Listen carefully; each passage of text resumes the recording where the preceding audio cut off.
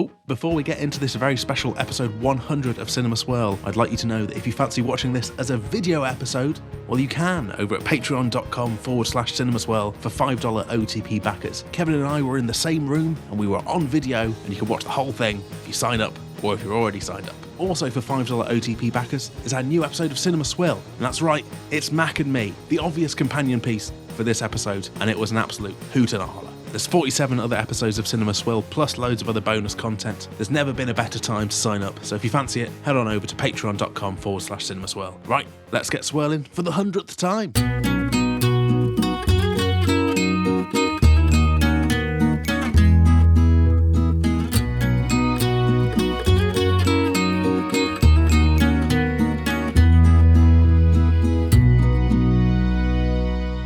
Cinema Swirl! He was afflicted by celiac disease, or as it's known, bun dredge. It's episode number 100! Hey! 100 years of Cinema Swirl! It's me, your old pal, the Centurion Captain Cowboy Kevin Mann.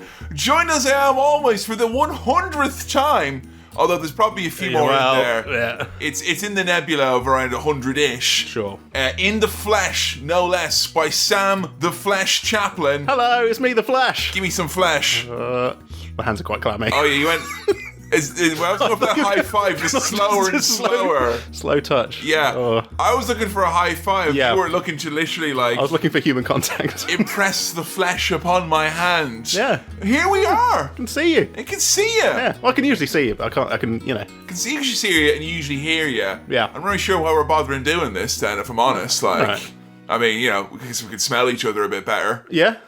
Although I always do a little bit of whiff of the Pepsi fragrance in the air before I record to get give the feeling there. Yeah. How are you doing on this banner day, this banner episode? I'm very excited. It's been a long time coming. Yeah. Yeah. It's a big milestone, but also we have been going for a really long time. So And I also, as well, I'm very proud that episode 50 came less than 3 years ago. Yeah. And that was our 5th anniversary / 50th episode special. And here we are, 2 3/4 years later, with 100 episodes. Yeah. And you might look at us and go, what have they been up to? I'll tell you what we've been up to.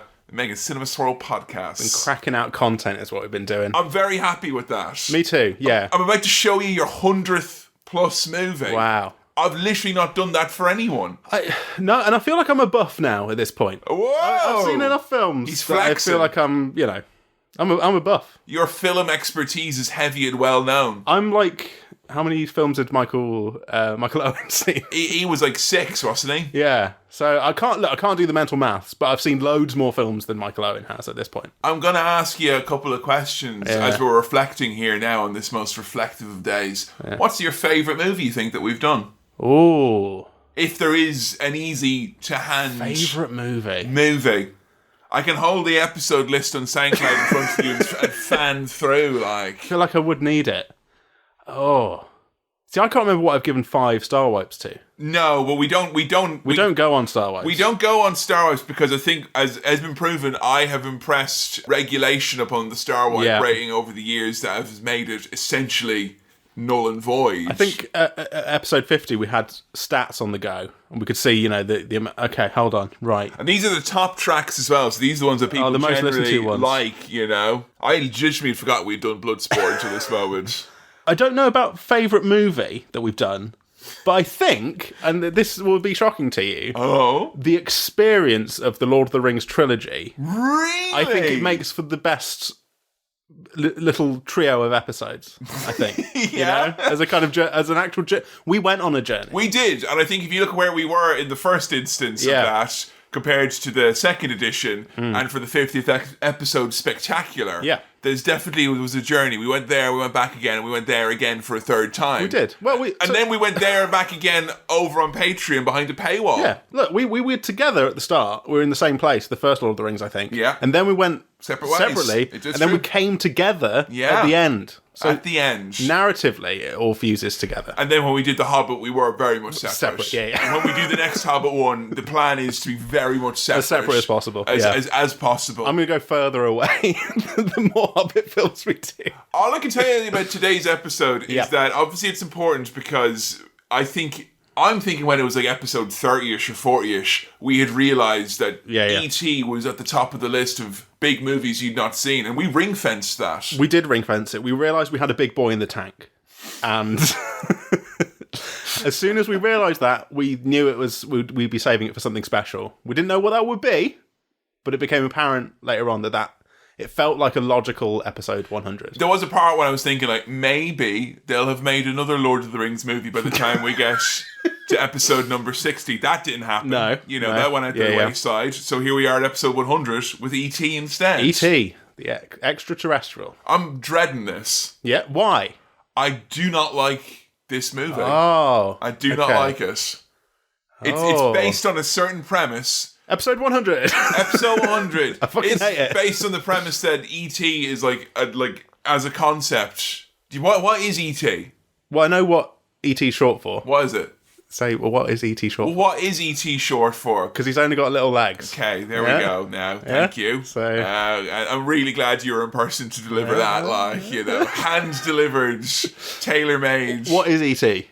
What is he? What is he? Yeah. He's an extraterrestrial. Yeah. He's an alien. Mm-hmm. He wants to phone home. How do you know that? He's keep doing the finger as well here. Is this because he did BT adverts? Am I misremembering that? Where he's like BT broadband. Yoda did Vodafone. He did Yodaphone. Did E.T. do BT? I think E.T. did do BT. Did he? I think he did. Well, yeah. And to usher in the wireless era, like he does this gimmick. Stop doing that towards me. Join in. This is why we're in person. There you go. There we go. More flesh being pressed here. He wants to phone home. So he's not at home. No, he's away from home. He's away. Yeah. He's not got home field advantage. Would you say he's a fish out of water? Would you go as far to say that? Like? You can't hear the fans around him in the stadium. the 13th man's not on the pitch, Sam, is what he's saying. He's an alien out of water. Okay. I don't know if he lives in water. He doesn't look aquatic. What does he look like? He's got little legs. As referenced, he has got little legs. If referred to gag 1A, he's sort of quite. He looks both squashed and stretched. So I think he's got like a kind of long neck. Yeah. But a kind of squashed body. Okay, the torso is on the short sides. And then the neck, you kind of pull it out. Okay. I don't want to be body shaming E.T. here, but like, is he a pleasing figure? Weird looking. It is, isn't he? Yeah. I genuinely find him upsetting to look at. Okay. I had my ears cleaned professionally last year because I reached the age where I was like, I think I may have tried to remove earwax. Yeah. And over the years, I think I may have actually caused a blockage. And I'll say is my man, and he is coming back for a repeat appointment next January. Okay. He confirmed to me that there was in fact a blockage, and he had a live cam, and we all got to watch and had a great time doing it. The similarities to what was extracted and E.T. Also pulled like E.T. out of your ear. I mean, it was a brown, sad lump. Do you not then like initially when we saw it, we were all like, "Way!" And then, like, the more we thought about it, we were like, "Why did we give it the time of day? Why did that bring joy into our lives?" I'm asking you at home now. Why do you like E.T.? Well, E.T.'s well loved as a film. It is not just as a guy. As a film. Oh yeah, E.T.'s beloved as a thing. It's a classic movie. It is pop culture personified. Do you just not like the little alien fella? You just don't like how he looks, or do you not? Do you have issue with the film? My issue with it is as much as that the film is about him, and it's he's not agreeable. That's it. It's like kind of like, I hate Luke Skywalker, but I guess I'll watch Star Wars. Right. It's a stumbling block for me. I feel I've watched this movie probably a handful of times, and every time I watched it, there was always an adult in the room being like, like, this. I know there's music in E.T., but I can't. What is the music? Every time I want to. But that's I always go to Jurassic Park. How about if I give you the first few beats? Okay. Da da da. Da da da da da. Let's go. Goals. Yeah, very good. Yeah. So there's that. Yeah. A good score. Yeah, 1-1. I mean, I wouldn't call that a good score, really. Any way you shake it, that's a bad day out. That's a bad day out for the firm. Is that what we would call football teams called the firm? The firm, yeah. Spielberg? Yeah. Spielberg behind the camera. He's not shown up very much on this podcast. No. Not as much as you'd think. No. A lot less than like Arnold Schwarzenegger and Jean-Claude Van Damme, etc. Friends of the podcast. We all look at the number of listens to all the podcasts, and Yes. we know what We know what you like. We know what you like. I know what you like. So E.T., he's come to Earth. He's come to Earth. And he wants to phone home. In peace? Yeah. And he leaves. He's not a violent lad. And he leaves in pieces, asshole. You'd love it if E.T. got shot to bits. Absolutely make my day. I think what happens is E.T., he finds his way to Earth, Yeah. befriends a boy, finds his way home. What's E.T. sound like? Like, I'm the boy, right? Yeah. Hello, I am boy. And E.T. has shown up. Okay. Hey, you crazy-looking earwax goblin. What are you going to do? Eat my face and steal my soul? What are you doing here in sunny old Steven Spielberg neighborhood? Second. Here we go. E.T. phone home. No, that doesn't sound all right. Yeah, okay. Well, Yeah. It's please like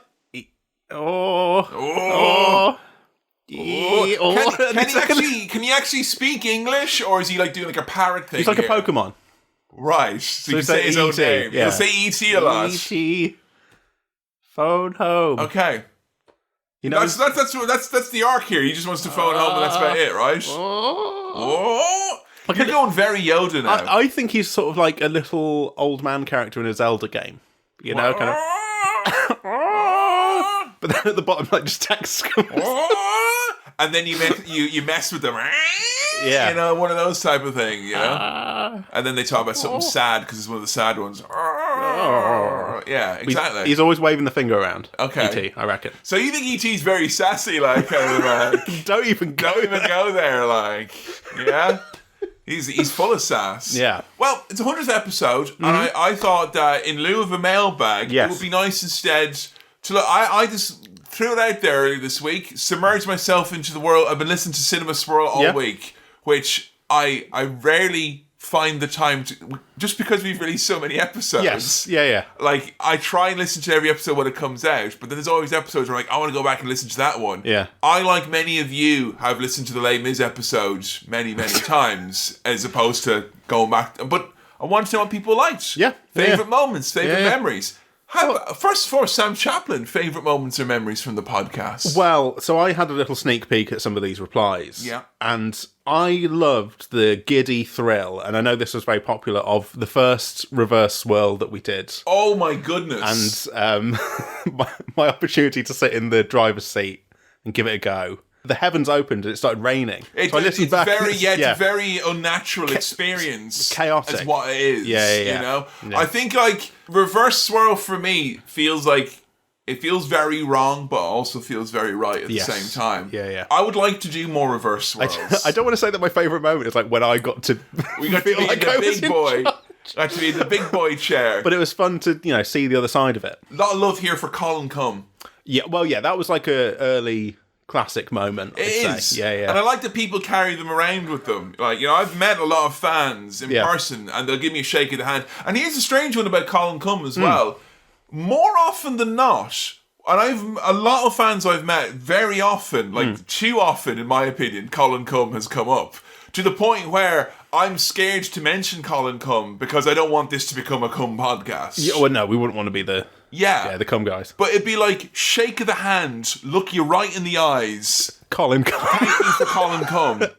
Thank you for that. Thank you, mate. And Cheers. here's another one as well, right? Let's get back to the handshake position. My hands are so clammy. I'm so here. sorry. It's always as well this where it's like, me and my partner love... It's always like a joint thing. Yeah. Me Together. and my partner love Colin Cum. Oh, you know? yeah. And that's that. So we're obviously providing something for lovers as well then. Yeah. Colin Cum, in spite of everything about him, an immensely sexual figure, I guess, is all we can assume from that. You don't know what people are going to latch onto. People seem to have a lot of love for the Jingle All the Way episode. Yes. That was a recurring one. Yeah. Although I did listen to the first few minutes of it recently and was absolutely bamboozled how my voice was so low. Saturday. Your voice was low. I was very low. I was very low. Wow. But I think maybe, like, as I've gotten older, my voice has gotten more and more high-pitched. Because, like, I'm listening to episodes from, like, 3 or 4 years ago thinking, that's well old sounding now. this podcast has been going for ages. 8 years. 8 years. 8 years. 8 years. Since mid-2014. Summer 2014, I believe it would have been when we first came in there. The phrase live, laugh, lunch has been mentioned. Yeah, good one. I'm a fan of that. Okay, some people here as well, and I think these people maybe could check themselves at the door of responsibility. Hold on a second. I'm just going to play the mailbag theme now. Yeah, do it.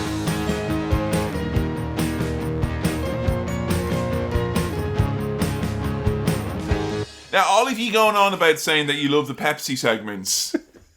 Love the Pepsi moments. Yeah. My favourite moments always involve Pepsi, or Sam struggles with Pepsi. Yep. My favourite moment is when Sam struggle. My favourite moment was when Sam relapsed. And how worried Kevin sounded. It's the phrases like relapse, mainline, all this kind of thing. I mean, those are phrases I've used to describe what's happened to me, but for those to be highlights. Where are we now with you and the nasty fizzy? I'm on it. I'm on it. 20 years on it. But it's the caffeine-free. Okay. Mostly.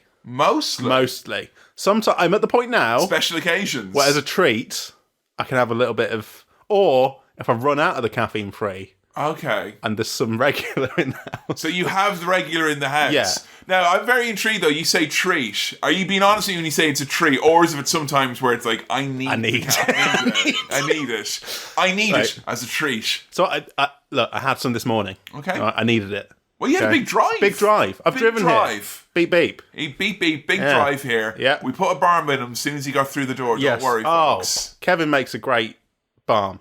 That is the barm. Oh. It's incredible. Manchester, they've got these things called bread rolls. You wouldn't have them over in where you're from. No. What do we have in it? We had bacon. We had butter. We had a little bit of butter. Yeah. You had red sauce, I had bread. Yeah. And then, of course, there was a disc of black pudding in there that was bisected. Sliced down the middle, split over the... Berry style. Yeah. And it was buried in there. And it's now buried in here. And now it's buried in there as well.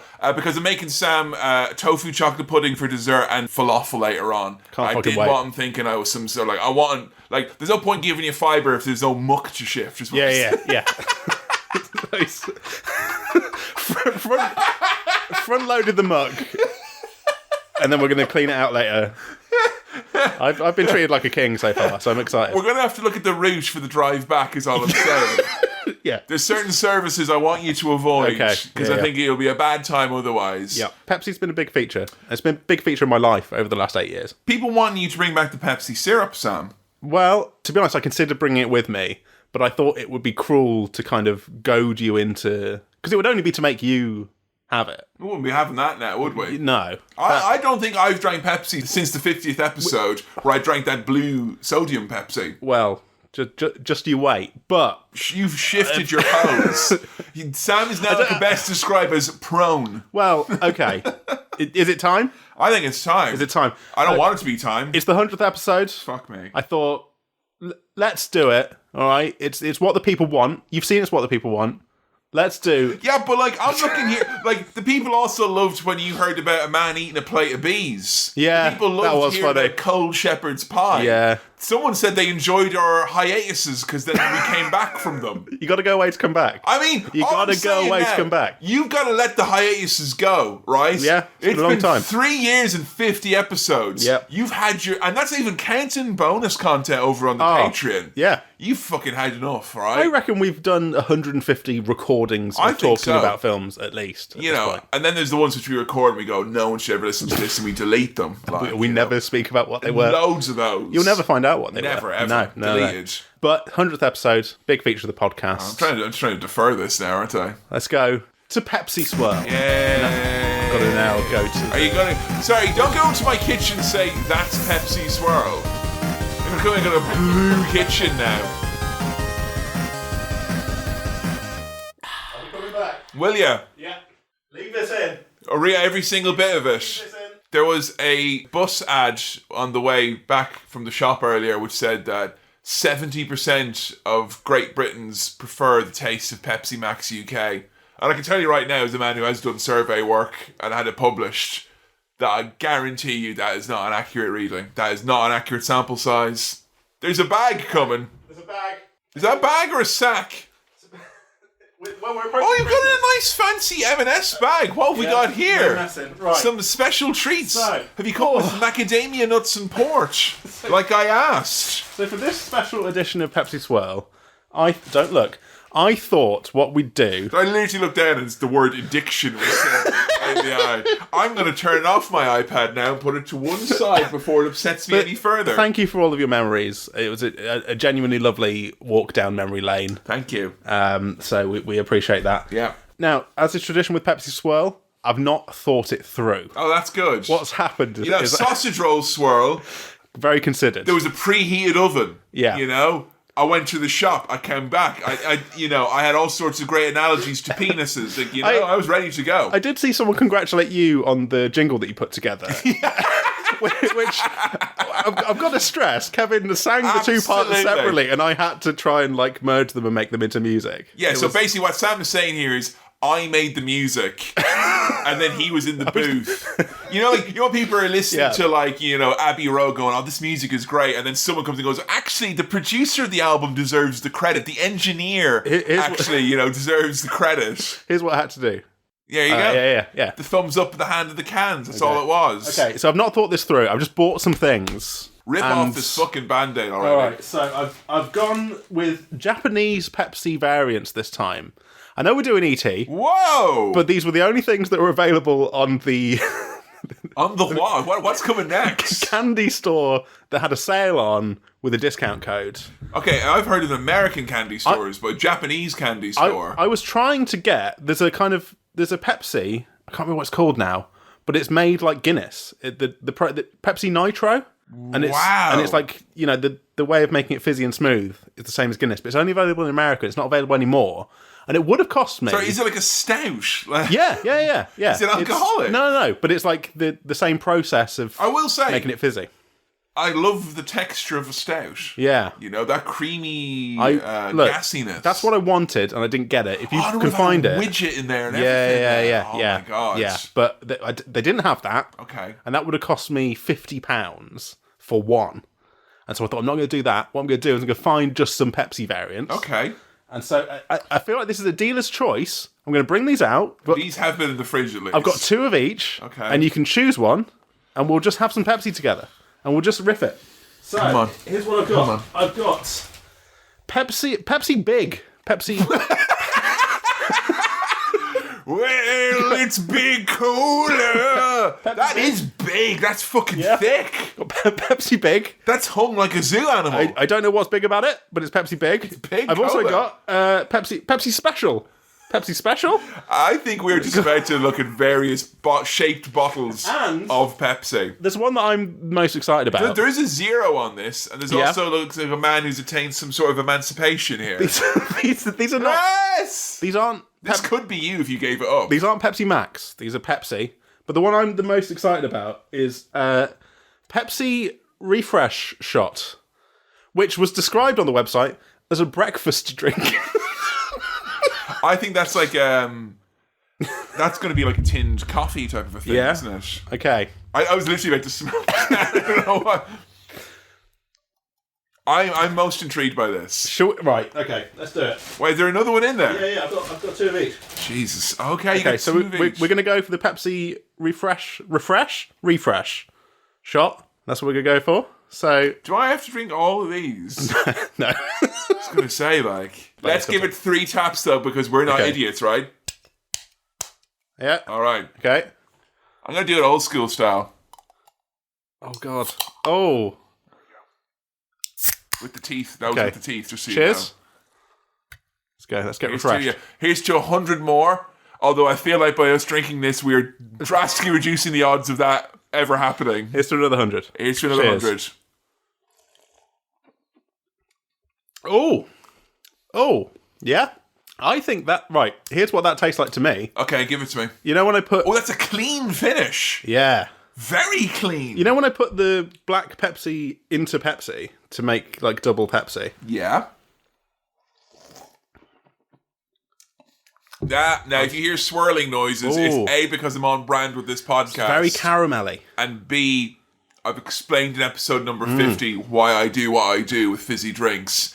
I will say... Yeah. That tastes like... It is surprisingly refreshing. It tastes like Pepsi mixed with potpourri that then has a refreshing, clean finish. I legitimately feel a bit more awake. But you've just had a lot of caffeine there. But I will say, though, first and foremost, that it is very much just like a can of Pepsi. Whoa. You don't have to fly halfway around the world to get this. Like, I could go over to the corner shop there and talk to my man Baz, and he'll have something for us. It's called a bottle of Pepsi, and it'll be very similar. But the cans look nice, don't they? Yeah, nice cans. If this one, which looked like the most bananas one, tastes this normal, I'm not holding up much hope for Big Pepsi Big or special Pepsi, yeah. Should we try one more? Why don't you try Big, I'll try Special. Okay. Does that sound fair? Well, that's our double act. And it's Big and Special. I mean, Joe was upstairs, but we get Joe. I have something big and special for you. That's right. It's a bottle of Pepsi Big and Pepsi Special. Do you want big or do you want special? I want special just because it feels like special is taking the cold on more than big. Okay. Although I will be saying, I've got a nice bit of spiced rum that this might go very nice with later on tonight. Yes. Okay. Special 100th after party. Hold on. You go. Oh, I'm twisting and I got no... Oh! Sorry. There are lots of dogs around this area, so if you're letting off fireworks like that, Kevin, you need to check it. So that was special. Here's Big. That was big. Okay. Smaller than special. All I'll say is, it is par for the course that special did have a very unique noise. It felt special. It did feel special. Felt very New Year's Eve. And I'll tell you what... The special emancipated man does look like a big K, and from a distance, so I feel like Kevin's Cola, special Kevin Cola. Right, to my continued problem with Pepsi. Cheers. That sounds so crap. Let's get the lids at least. Okay. Can I just say as well, right? You and I as children, I don't even know this, but I'm just going to assume you and I as children, we both probably knocked over and spilled our fair share of things. Yeah. Two grown men right here, coming very close, dancing with the devil, with full big special bottles, hitting them not once, not twice, but thrice, by a microphone fabric sofa. and a fabric sofa that has in the last year been fabric cleaned by me and Joe the intern. Okay. Now Joe the wife, which in Cinema Swirl brings up all sorts of moral repercussions. Yeah. Problematic podcast. I'm just saying, I'm proud of us. The next episode, I have to say, Kevin's no longer part. Episode 101, like what went wrong, It's like the guys. I'll look sad on camera.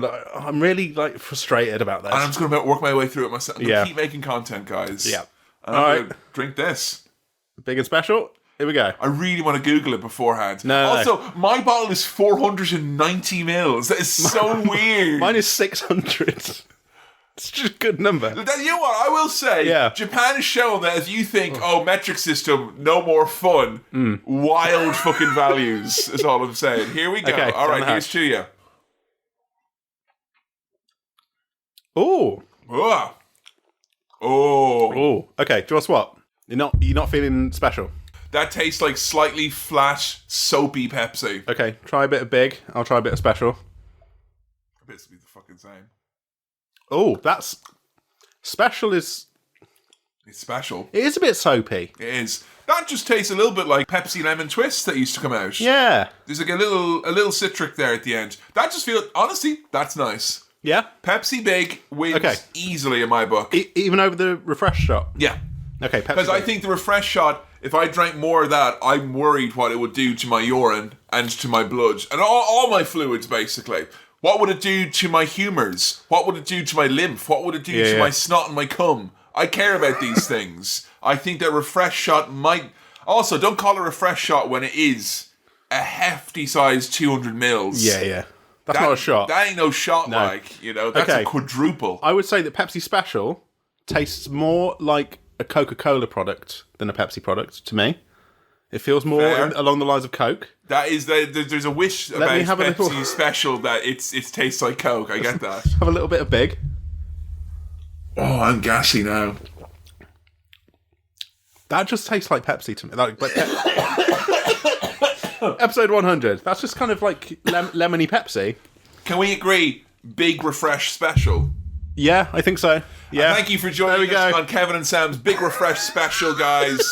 And we'll have more kind of funny videos and content coming your way soon. There we go. So, I feel caffeinated. It's 100 episodes, Sam. Yeah. It's big. It's special. Oh, okay. We've done big. I was saying, right? Yeah. 100 episodes. It's big and special. It's big. It is special. That's why I brought these. It is. And it's going to be refreshing. Yep. When you hear someone not enjoy E.T. and someone who may or may not enjoy E.T. I'm optimistic about E.T. People love E.T. Why do they love E.T.? Alien? Heartwarming alien. Yeah, but I like aliens. I think I've got a Blink 182 hoodie on. It's a generational thing. Like, it'd be like if our older brothers were doing this podcast, they've got a fucking whale of a time now. It's all about all the E.T. and the Sega Game Gear. Does your older brother like Transformers? Yeah, he did. Mine. I mean, he didn't love them, but he liked them more than me. Yeah. Teenage Mutant Ninja Turtles, G.I. Joe, all that stuff. I feel is like, hey, I wasn't an 80s kid. So neither were you. You don't feel connected to E.T.? No, it's fucking old shit. Oh shit, E.T. Okay. Honestly, I hate it. I do. You hate it? I hate it. I don't like it. I don't like his stupid fucking face. And you've given me the energy now, and I'm all ornery because I'm full of special, big, refreshing. This is big Pepsi. and special because we don't normally go into an episode with you being like, I fucking hate it. I do. I resent it. I resent having to watch it now.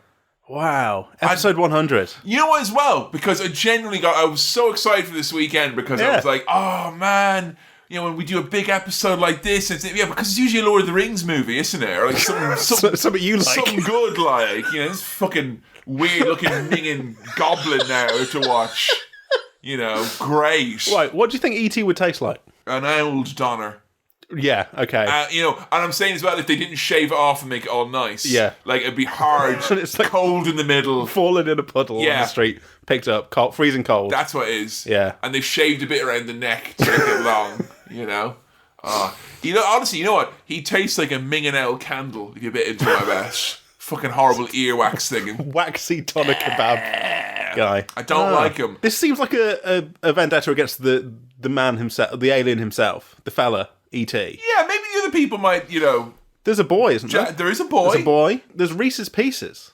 I know that. I do love Reese's Pieces. Well, right. Here's a confession, okay? I've brought a lot of tat with me here today. A lot of bits, including Big and Special Pepsi. Yeah. No, don't get excited, because I know. I'm so excited. Right. So you need to work on this, right? You can't just be like, Reese's Pieces. Right. It's funny you mentioned that, because no, not that, though. So I know they're in it, because I knew... One of those factoids, a little mini fact, is like, M&M's were offered to be an E.T. and they refused. And they're like, no, gross. And then Reese's did it and became boosted their sales. Right. I know that. Yeah. Asda now, at least in Nottingham, now stocked Reese's Pieces. Yeah. Which I'd not seen before. So the other day, thinking, I'm going to Manchester soon, doing E.T. Yeah. I know that fact. Yeah. I'll buy some Reese's Pieces. Yeah. I'll bring them over. And we'll have a great time. And then what happened was I forgot about that. Oh, I think you see you had them and they were really nice. I wouldn't have blamed you. I forgot about it, opened them, ate them, and then was like, oh, shit, yeah, oh. Oh, right, I see. And then, so they are nice, but I don't have them to share with you. What I brought instead was the Japanese Pepsi, which I thought would be just as good. And maybe that will show up in E.T. All I'll say about the Japanese Pepsi, gonna have a little bit of extra refresh. And I feel this is a little bit cheating because you have bought 3 of them. Yeah. And you have, I'm a bit of a Nippon-phile myself. Yeah. So you have hit me in my sweet spot there. Mm-hmm. Like you're talking to a man where over his shoulder there's literally an entire wall of manga. And yes, I like the Japanese thing you've brought into my house. Come on, it says big cola on it. Big cola. And I honestly, I think Pepsi Big. It's very rare where we're going to a movie where I was more excited about the Pepsi swirl than the actual cinema swirl we're going to do. And you know what, as well? It was a fucking £1 more expensive to rent than all the other shit movies I've had to do. Well, and it's a premium film. It's not on any streaming service, and it's Christmas. Yeah. Think about that. Because haven't you got enough money, Spielberg? Right, because they know that people will pay. Yeah. Because it's E.T. Muggins here, huh? And, Dad will be like, oh, let's put E.T. on. And, one of the children will have to figure out how to make that happen on the telly. And they'll go via one of the streaming services and pay extra. anyone who's fucking grimacing right now, and even if you're thinking you might like this, Grimace is not in it. No, they're similar looking lads. He'd be way nicer if it was Grimace. Grimace is fine, no problem, no problem. Yeah. Those allegations are unproven about Grimace. Okay, all right? They were lying. All right.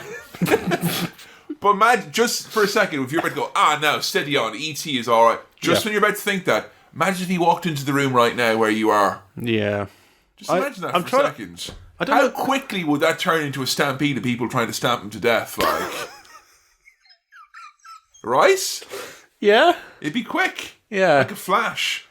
I know how bad humanity can get, and I think E.T. will bring out the worst in us. I wonder if it's going to be, and this is a deep cut from Cinema Swirl, I wonder if it's going to be like Howard the Duck in that sort of sense, that he's sort of wrong, trying to be taken away for scientific testing. Okay, interesting. You know what? That's you have invoked Howard, and I like that you invoked something from behind the paywall. It's patreon.com/Cinema Swirl. 50 episodes available? We're getting there.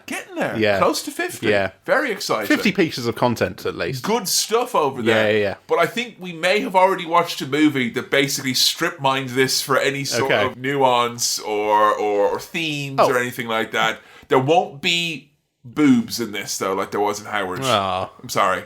All right. Not even like... Isn't that like a girl E.T.? No. Even though Joe, the intern wife, has assured... Joe, the wife... brackets intern. But that sounds like she's interning to eventually become your wife. Yeah. She's definitely gotten that position. Yeah. Joe the wife, full-time contract wife. Yeah, Joe the wife. She informs me there is an ET pornography. Of course there is. And I was like, earlier on today, I was worried. Oh no, with the finger. Oh, Sam. Sorry. Oh. But, yeah, the light on the end of it. You need to phone home right now and tell what and apologise. But I was like, oh yeah, you hate E.T. as well. She's like, oh yeah, I don't like E.T. And I was like, oh, you don't like it, like, because I don't like it, right? The same way as the movie. And she's like, no, I saw the E.T., saw clips of the E.T. porn and it was really upsetting and it's kind of, ruined it. So I feel her hatred may be just a kind of a light trauma as opposed to a distaste of the movie. I'm going to say, I don't think he's a sexy character. No, we've had any lookers in a while now, haven't we? Like, where are the fit aliens? Where are the fit aliens? Where's a sexy swirl come up next? I also know that it's a long cry from Dirty Dancing we're on out tonight, huh? I also know that there's a bit with the bike, and E.T.'s in the basket. Yeah. And he goes in the bike, and the bike flies. I know that. Yeah. I'm just telling you what I know about you know about it now, yeah? Why is he in the bike? Is he running away, or is he running towards something? I reckon he's running away from the scientists. He's been cycled away from the scientists. Anti-science. And look, the reason why he's in the basket is his little legs couldn't reach the pedals. Oh, I see. Yeah, so he had to, Yeah, and he couldn't even do like what's it called, like a croggy on the back. What? You know when you get on the back of it, like a BMX, and you stand on the... A croggy? Croggy? Is it a croggy? Croggy? Oi. Sorry, croggy sounds like a baddie in Donkey Kong Country. I've probably got the wrong term there. I think it's a croggy. All right, hop along now. Get crogging, yeah? Get on your get your crocs on. Get your crog. Let's get crogging. Can we say that instead? Let's go do a Cinema Swirl. Let's get crogging. Yeah. Okay. I'm excited for E.T. When did you last watch E.T.? When I was 21, 22, Do you think your mind could be changed? Or do you think you're pretty set on you don't like the guy and you don't like the film? I'm a lot more open to certain genres now than I would have been then. I like a romance way more. I like a light drama a lot more. I like a thriller a lot more now than I did back then with any of those things. But maybe you're like a little earwax freak more. Maybe I will. I don't feel like that's a nice thing to say. But I mean, that's what he is. Yeah. But if anything, if me being a curmudgeon here is giving you hope that you might like it more, then that's all right. Yeah. I don't know. I'm excited. Steven Spielberg's a kind of a new director. He needs all the help he can get, A little leg up for old Steven Spiel, All right. You ready to do this? Yeah. Yeah? Yeah. All right. For the 100th time, let's go do a Cinema Swirl. Yeah!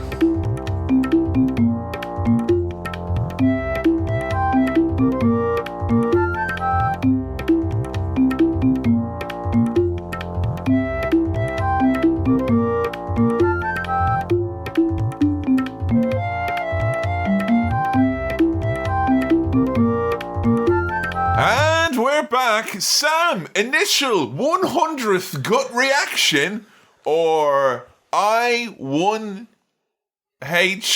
GR to E.T. the Extra-Terrestrial. but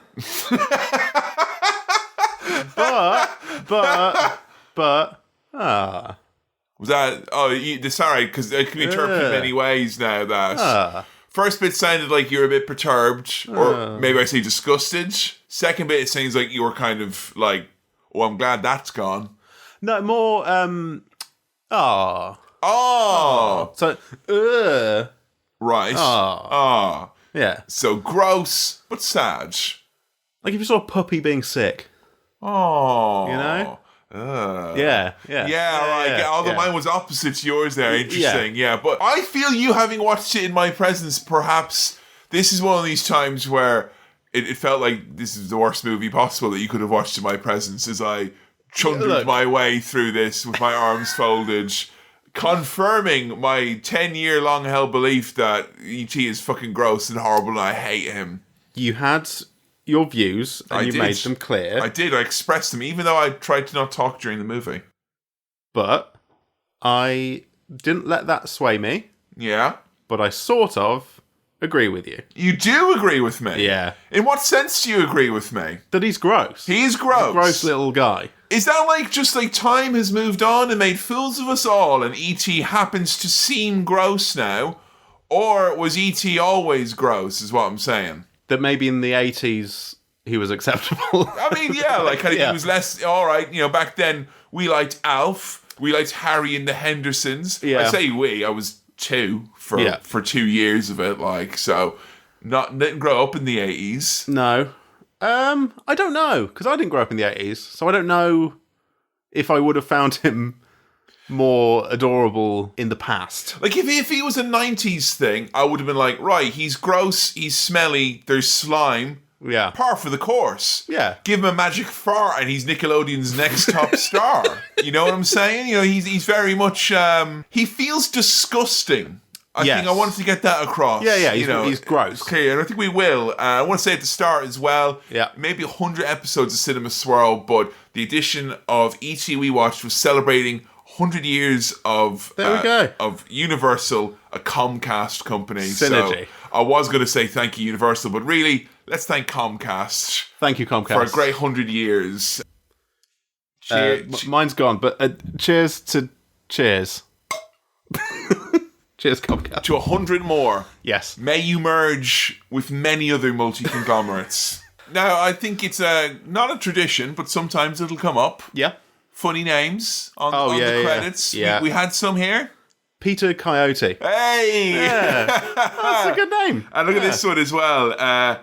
Drew Barrymore. Sorry, should I Barry less? It's very well, man. One of the shows that Michael Barrymore hosted before it was disgraced. Yeah. She's very young in this. She is in this. Yeah. And I thought I have this thing in my head that, like, if you're a child actor, you're like fucked. Based around this time, particularly if you were a child actor, then goodbye chance of normal life. Yeah. So I guess Drew Barrymore is worth having a second look at, is what I'm saying. Yeah. Give her, make sure everything's okay with her. Well, I think she's had. Has she? Difficulties, I know nothing. I know that Charlie's Angels 2 didn't live up to the first. I know vaguely that, she's not had a perfect time of it. Oh, dear. I think. Well, she's all right now. She's all right now. Yeah. She hosted that talk show. It seemed like you'd only do that if things were going well for you. Like with Orson Welles, they had a chat show. Like, and she invited Tom Green onto it. Oh, really? Yeah, because they were married for a bit, and then they had a quite awkward chat where he was clearly still very much in love with her. Wow. Yeah. Start with the 80s, dipped her toe in the 90s, and then some mainlined noughties right there for you. The romance of Drew Barrymore and Tom Green, ladies and gentlemen. Yeah. Maybe a Tom Green special in the future, Sam. on Swirl? We'd be spoiled for choice. Yeah.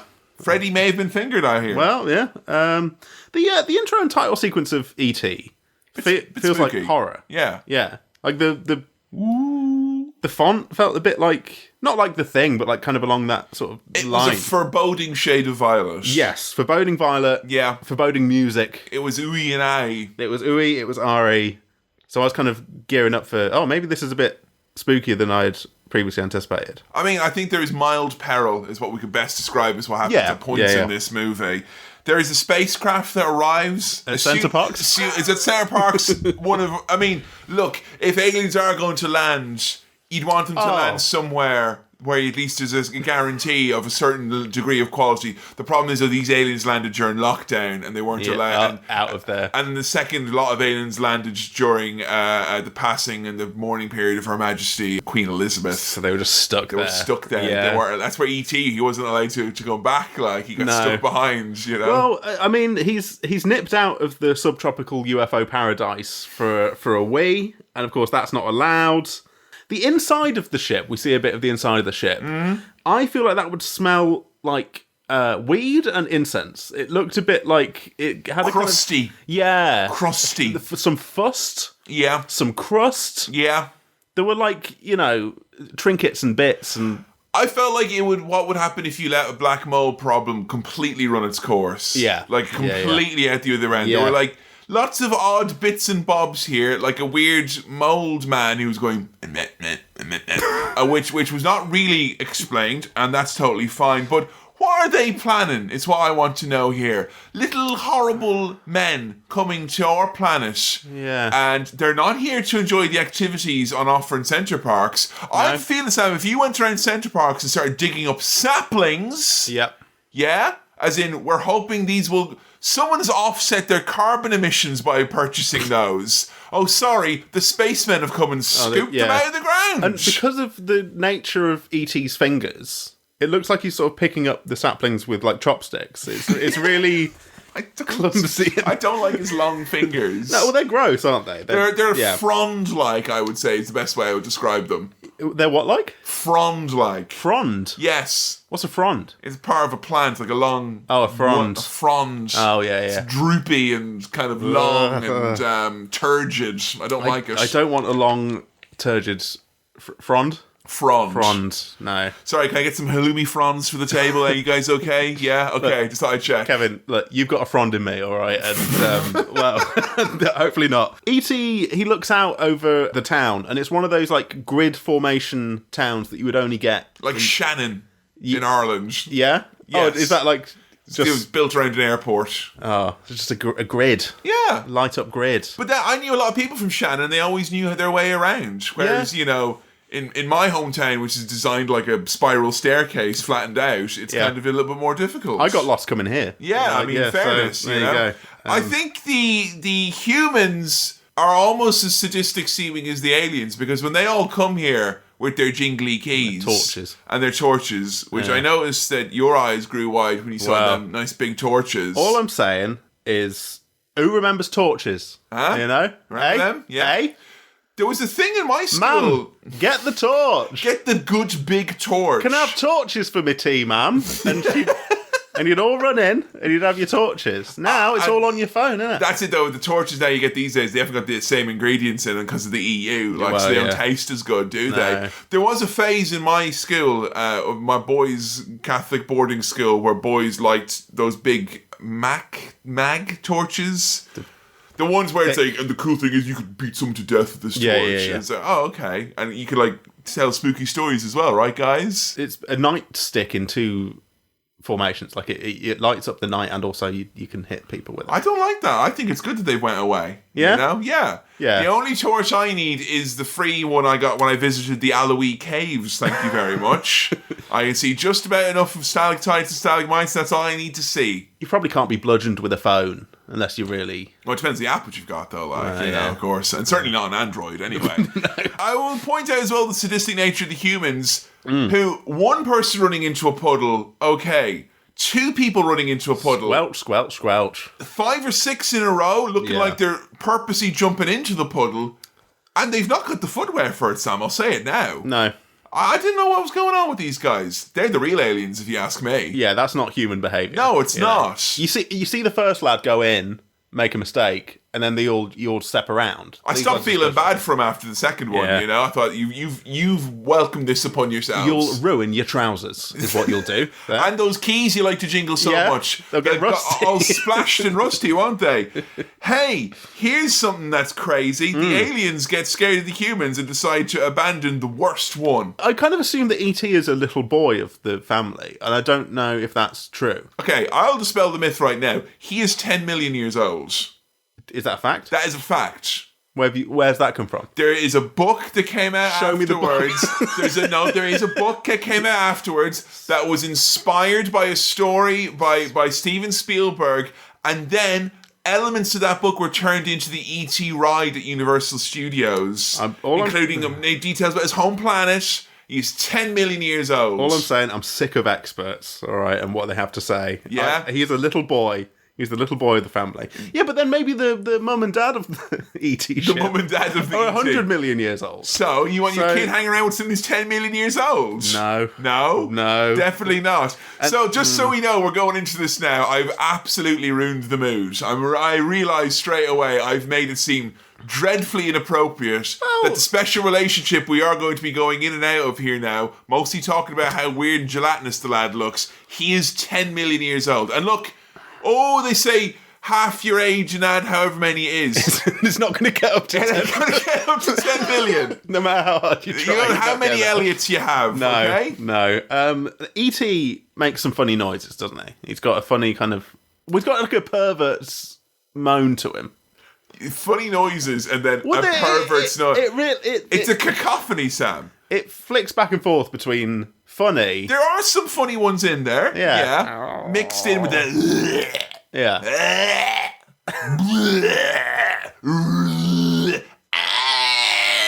Like just an awful thing. Yeah. I don't like the way he sounds. No, he sounds gross. And like if I was them, I would have left him behind because of how gross he is. Yeah. But then I would have looked around the ship and went, like, lads, we should all just like, go into the vacuum of space because we're too horrible to exist. We don't know how they sound though. They could sound normal. He could be they could have good podcasters' voices, is what we're saying. Mate, why are you talking like that? Get off. There was a third member of the Cinema Swirl podcast originally, and he was 10 million years old, so we thought they had the experience, Yeah. But the noises, they were awful, guttural things. We told him to go look for some saplings, and then we drove away. We gave him a Centre Parks voucher. Hey, here's a stranger thing. Kids playing Dungeons and Dragons. Yeah. Mom, I want to play Dungeons and Dragons. Well, not until you ride your bike, because it's the 80s. Remember bikes? Remember playing games? Remember pizza? Remember the 80s? I've not watched all of Stranger Things. Good. I watched the first series. Good. I checked out and I got years of my life back. I know it's meant to be like, exactly this. But it is exactly this. It is exactly this. It's not even not exactly. It is exactly this. Like, when people are kind of like, oh, no, but it's a little bit, it's kind of like a little bit of the Lost Boys and maybe a little bit of Karate Kid. No, it's just this. All this. It's this, It's like Oasis and the Beatles, isn't it? Yeah, it's all that. The big one just went after the other big one and nicked it. And we think, well, they're a big one. They wouldn't do that. They did. They did. Well played, Duffer Brothers. Yeah. Very well played. Good job. So we see Elliot, the sort of little dweeby brother, being like, I want to play the game. I want to play. And they're like, oh, go get pizza. Yeah, go get some saplings. There's parallels, Oh, I see. He's the least favoured one. Yes. Yeah. Also, the boys are a bit... horrible? Yeah. They're like having a bit. We had to rewind. One of them goes for a straight insertion on the mother there. Yeah. And you can't say he got it from E.T. because he's not come in yet with his long fingers. Can't blame it on him. It's a fingery movie. But thankfully, Mom, there's something in the weird gazebo shed garage thing that we have in our yard. I love this as well, where it's like, hey, it's America. They're just a regular family, single mom, struggling to get by. They only have 9 rooms in their house. Giant fucking ass backyard. Yeah. They live in a cul-de-sac with do you see their driveway? It's like Tony Soprano or something at the start of a season. Good Lord. Oh, the difficulty. We have to walk 2 kilometers to put our bins out because our land is so expansive. Everything's big in Texas and the other 49 states. It's huge, but there's nothing in there. There is something in there, but they go out and they have a look and they can't see anything. I think at this point now that E.T. might be a little ghouly, like we were talking about earlier. Well, yeah. And I will say, friend of the podcast, Billy Keeble, has been in touch to let us know that there are not 1, but 2, but 3 movies in the Ghoulies series. Oh. All of which will be fitting for the Cinema Swill franchise. 3 Ghoulies. One of the Ghoulies goes to college. Little Ghoulies. Little Ghoulies. So more Ghoulie chat incoming. Yeah. Well, Elliot, naughty boy, he goes back out after dark to look for a little ghoulie. You reminded me of what happens now. Oh, this is fucking horrible. Like, I genuinely thought it'd been like 10 or so years, and I felt I was being all curmudgeon-y, and, maybe I was just putting it on, and it was just kind of run away with my imagination a bit. Sam will see E.T. and be like, and my God, when this fucking freak minging goblin yoke... Yeah. Oh! Where's my sharp object? Yeah. I was like the other boys. The boys all go get knives. I was like going to the kitchen and get one myself. Him, yeah. Just in case he showed up. Big laugh from me, the E.T. reveal. It's funny. It's not meant to be funny. And how horrible it is. Yeah. He's really disgusting. Yeah. And they find loud new ways to make him disgusting throughout the movie. You see him in all different lighting, all the slime around him lit up in different ways. There's shots from beneath where you see all his fucking minging jowls and his eyes are fucking dead and horrible. And don't get me wrong, he is quite an impressive art thing. There's an artistry to the puppetry there. Yeah. Hey, you can't make a ball sack look that good most of the time, you know. But I've tried. But jeez, they've shined him up, they've gussied him up, and he's revolting. He's gross. Unless yucky.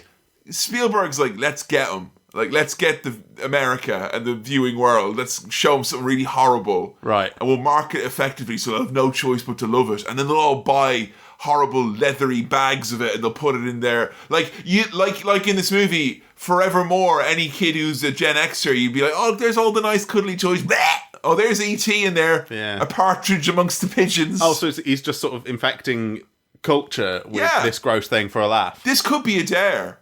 Yeah. And George Lucas after this is like, all right, I guess I have to do Jar Jar Binks now. All right. Trying to one up each other. And he's like, I'll come back. I'll show you an alien in the crystal skull that'll give you some fucking business.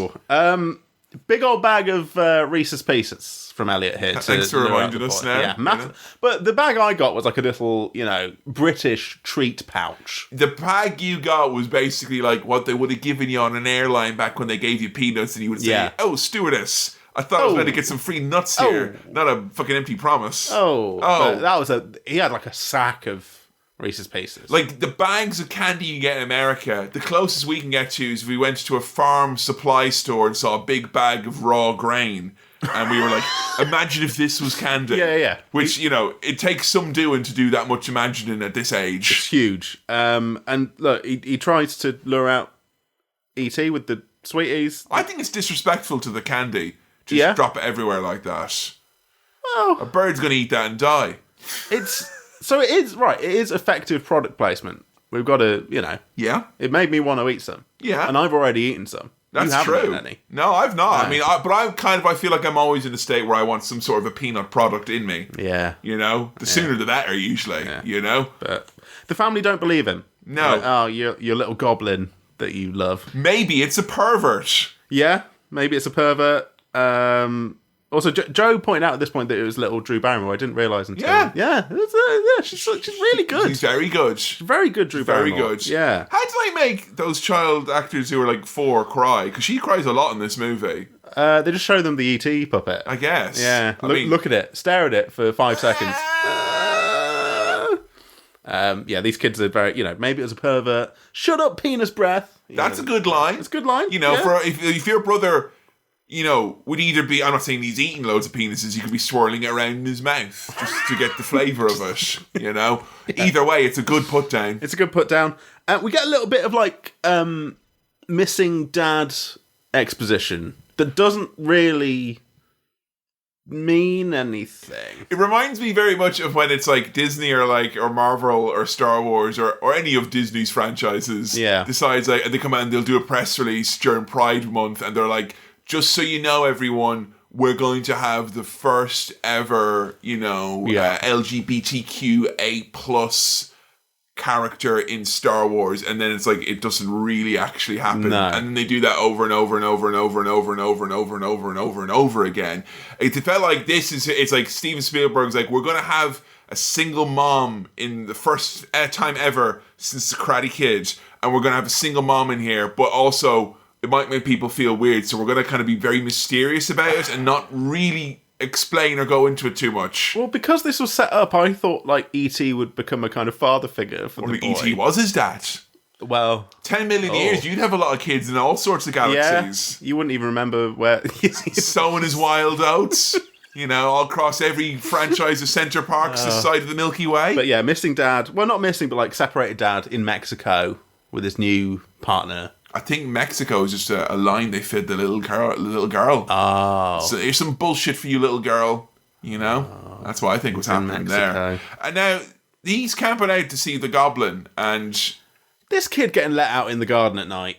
There's a lot going on there. It'd be covered in slugs, wouldn't he? It's gross. Yeah. It's very irresponsible parenting. Now, there was that tweet which I was reminded of. Yeah. Which is people saying that if them and their friends had found E.T. as a kid, they would have killed it with hammers. Yes. Greg Davis in his stand-up has a similar bit about... would have stoved his head in with a spade. Stoved his head in with a spade. That wording is always stuck with me. That's such an English word. What are you doing with those crumpets? Oh, I'm just stoving them quickly. Oh, very nice. Especially when he kind of comes with his big long fingers. Yeah. It's a fight or flight reflex. Waddling towards you. Yeah. Quick, though. I mean, look, I'm not saying I would have done that, though. What would have happened is my friends would have done that, then I would have told on them. Yeah, right, so you... Mom! The older boys are killing E.T. Yeah! And then they save E.T. and I'm like, oh no! I don't want him to live. You know what that's like. Yeah. You wouldn't have been the one with the hammer. You would have just cried. And I would have been the one compelled to grasp them out. E.T., he's brought back the RPs, the Reese's Pieces. He's been like, okay, give him more. I want more. More. Does he like them? And he's like, I want more of this. Do you actually see him? You don't think you ever see him eat one? You see him just collect them. Now instead he's like, I would rather M&M's crispy and actually nice candy, please. Oh, I'm not starting this Hey, it's 100 episodes in. Controversy abounds, Rubbish. Rubbish candy. Garbage. That if you'd have laid out crispy M&M's for E.T., he would have fucked back off to his own planet somehow. Well, that's what I did to get you here. I laid a trail of crispy M&M's from your home to my home to make you leave. You go, oh, no, not that. No, you get in the car. I'll keep driving. You're on the M6. They're there in the hard shoulder. You thought those were cat's eyes. They weren't. They were clusters of crispy M&M's. They reflect the light. They do. They're really glossy. Now, look, if you're going to lay out candy for a gross, horrible monster. Yeah. The good, clean floor, the wet, slimy hands. It's just a mess. I think the reason why they went with the really she's a stressed out single mom. Yeah. She's got 3 fucking kids. She's at her wit's end. It's the kind of thing where it's like, stuff is going to slip through the cracks because she's just not got enough energy in her in a day with these kids and this fucking alien. Yeah. And I think a lot of that explains why she doesn't notice E.T. Because she's coming in, there's big piles of jizz all over the floor, and she thinks older brother, teenage older son. brother, knives. His friends are trying to poke me, coming all over the floor. I won't even notice this little goblin guy. I just have to go off and do my daily business. Yes, and stick that to one side. When Elliot's got E.T. in the house. And he's sort of he's moving his fingers around and E.T.'s copying. I just thought I would be making E.T. do like rude gestures, wagga, and all that, your shit. Or like you'd make him do like the Man United hand gesture, like that they only do in Man United, and people would be like, he loves the red team. Yeah. You know, those are his favourite. He's having a red sauce on his bacon butty, if you know what I mean. Why is that? Because he's a Manchester United football soccer team fan, and those are his favourite colours. I would immediately start pranking E.T. and just, making him look silly. Sillier than he already looks. I mean, I don't know if I'd be testing him, because straight away he's hypnotising this boy and making him fall asleep. And it's like, it's not cute when a 10 million year old being makes a young boy just go out like that. Like, that's so fucking scary. Yeah. It's not the 1970s anymore, E.T. You can't be doing that, like. No, I don't like E.T.'s powers and how he uses them. He seems to have infinite powers, right? He's so powerful. He's got, like, psychokinetic abilities, right? Yeah. You know, he can read my memory cartridge. He can definitely do that. He can, you know, giving me guff about playing Mario Sunshine, etc. Plug in a controller into the second port in order to get away from fucking E.T. Beat Siphon Filter 2 in my own time. Thank you very much. It's scary the amount of power he has, and I don't like him putting little boys to sleep. And also he's got space germs. Yeah. Ugh. The boy is... Faking. It's faking illness. It's another way of saying that he's a liar, basically. We briefly thought he'd sort of poisoned I wrote down here, space germs, gonna die. I thought that was it, and the movie would be a long drawn out, lessons we learned about don't be putting weird shit from space in your mouth. No. You know? Yeah. You never know what's gonna happen here. But Elliot's sort of saying, me human boy. I've got, this is Coca-Cola. Oh, this is Boba Fett. This is Star Wars. Oh, this is a fake fan, is what this is. He's over. Why is he a fake fan? This is Hammerhead. This is Snaggletooth. This is Walrus Man. Sorry, this is Moma. This is Zootin. This is Ponda Baba, right? Who are these? These are real names for actual Star Wars characters, not fucking Kenner spoon-feeding you warm bullshit into your fucking mouth. Speaking of Star Wars, yeah, because it's the 100th episode, yeah, I've brought something for you. What's that? There you go. Yes! Yes! I think at least 7 long years. Look, Palpatine's on the third one. I didn't imagine it. There you go. Now, that's and these are the best versions as well. Yeah, it's on Blu-ray, and George had another look, and he made sure it was the best. There you go. So thank you for the 7-year lend of that. That's all right. Much appreciated. Lando looks very unwell there, doesn't he? He does a bit, Did you leave this in the sun, or have they done him dirty? They've done him dirty, I think. Yeah. Oh, look. But I know you're not a fake fan, so you would want this back. I do want this back, and I can't believe I've never gotten you to read out what's on disc 3 of the special features here, literally printed on the disc. Documentaries and spoofs. Spoofs! I got a whole disc of spoofs! We need to watch some of the spoofs at some point. We need to watch some Star Wars spoofs. As many as possible. There we go. Well, 2012's finest comes home. There we go. The peak of home media. Up there with the Hobbit 3D Blu-ray. Which will, crack that out. Pride of Place. So, E.T., he's getting overloaded with information. And also, I'm upset that this is a Coca-Cola film. Yeah, not a Pepsi film. It's not We've had a few Pepsi films. Had loads here. of Pepsi films. You know, I think it's a bit obvious for E.T. to like Coke, isn't it? Yeah. You know. Also, do you get the kind of the big like little boy is over? You know, he's found someone cool and new and exciting, and he wants to impress them, and he's showing them far too many animes in the first evening. Like, you know, you pick one. And they're just staring at him while he watches it. Yeah, you enjoy it. Like, did you enjoy the significance of Akira? Not really. No, not really. I'm going to go home now. And he's got all the figures. And he's got something here, and I swear I'm not going to keep ragging on children of the 80s. All right. But you all have to come around the table and agree with me that a big part of why you might like this movie at home is that this is a movie that was one of the first movies you saw that was like, remember that other movie you saw? It's referential to other things. There's a lot of that. Yeah. Yeah, and remember being a child? I do. It was the 80s cinematic universe. It was, it was. It was, you know, back before we had, you know, cinematic universes, we had brands. Yeah. Things we like to buy. And we were happy, weren't we? We were happy. Mum, get more of the things that we have to buy. Get me a big bowl of brands, please. Oh, and you'd eat your brands, wouldn't you? Because they're good, high in fibre, Yes, aren't exactly. they? You know, all brands.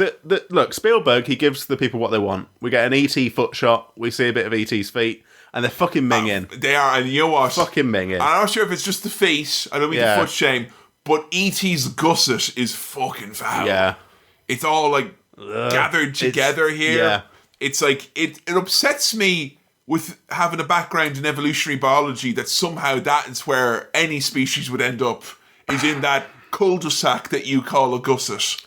He's an unpleasant shape, and he does it. It feels like he, as I said before, that he's been squashed and stretched. Like this doesn't. It doesn't feel like that's his natural form, but it is. You know, I feel like he's bunched up a bit. He is. Yeah.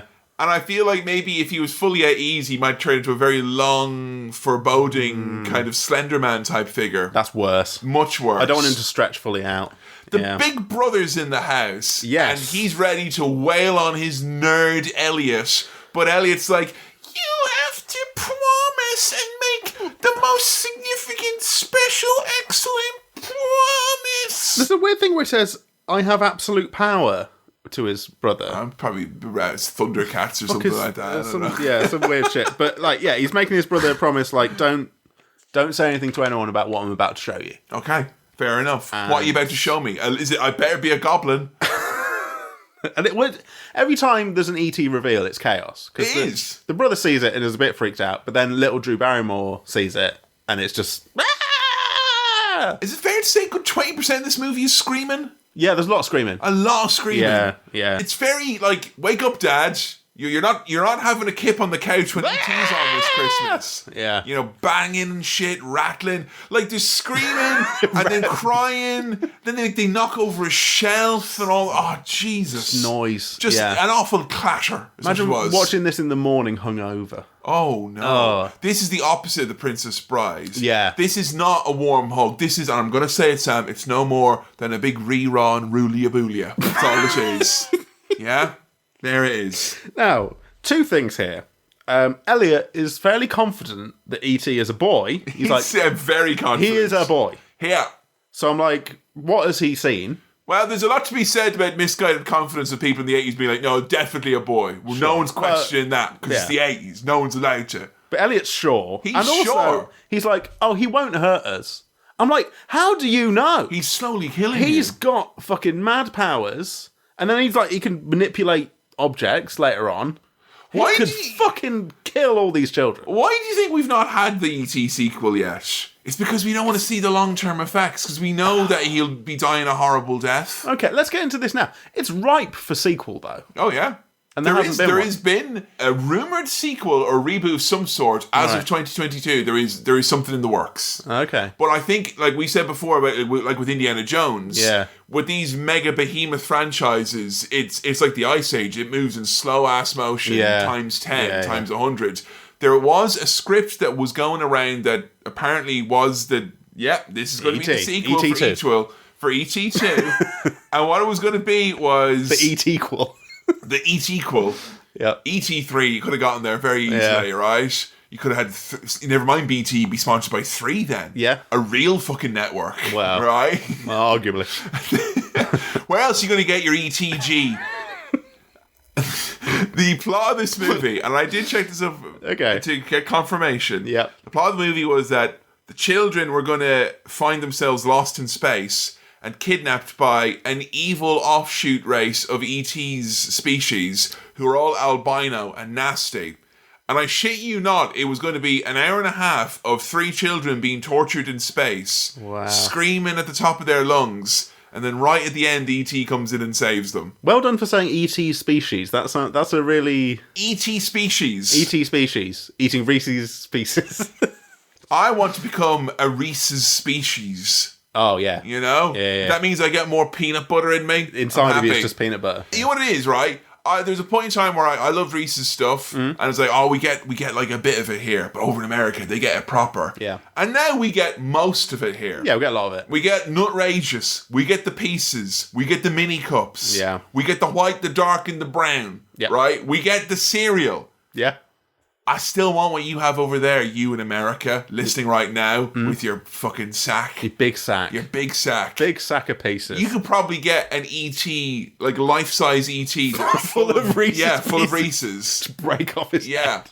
And like, if they advertise that here, you just get like a little note saying, no, you can't have that. It wouldn't be allowed. No. Not with Brexit. Too much red tape. Too much red tape. Yeah. Too much sugar. Too much red tape, not enough orange packaging, because the Reese's things come in orange bags. I know Christmas is coming around and you might be sick of Brussels sprouts, but I'm sick of Brussels spouting out nonsense that means I can't have my big sack of candy. Let's take back control this Christmas, guys. Big shout out to the Dolly Zoom, because we get a really nice one. It's very nice. On like a hill, overlooking the houses, we get a weird kind of zooming out. And that should be all special effects nowadays, right? But they actually did that. Right? They actually manipulated that field of vision. They used a camera to do that. E.T.'s all wet now. He's eating loads and he gets all wet looking. This is horrible. Is he sweating from like how much food he's had? Like, I saw this and I got like genuinely worried that like if I was left alone some weekend and my wife was away or whatever, that I'd end up like E.T. and I'd like wear an ill-fitting shirt and kind of trundle around the house and eat loads of bad foods for me, and then get all sweaty and get all headachy and I don't know if you want to go into this, but you described what E.T. looked like at this point.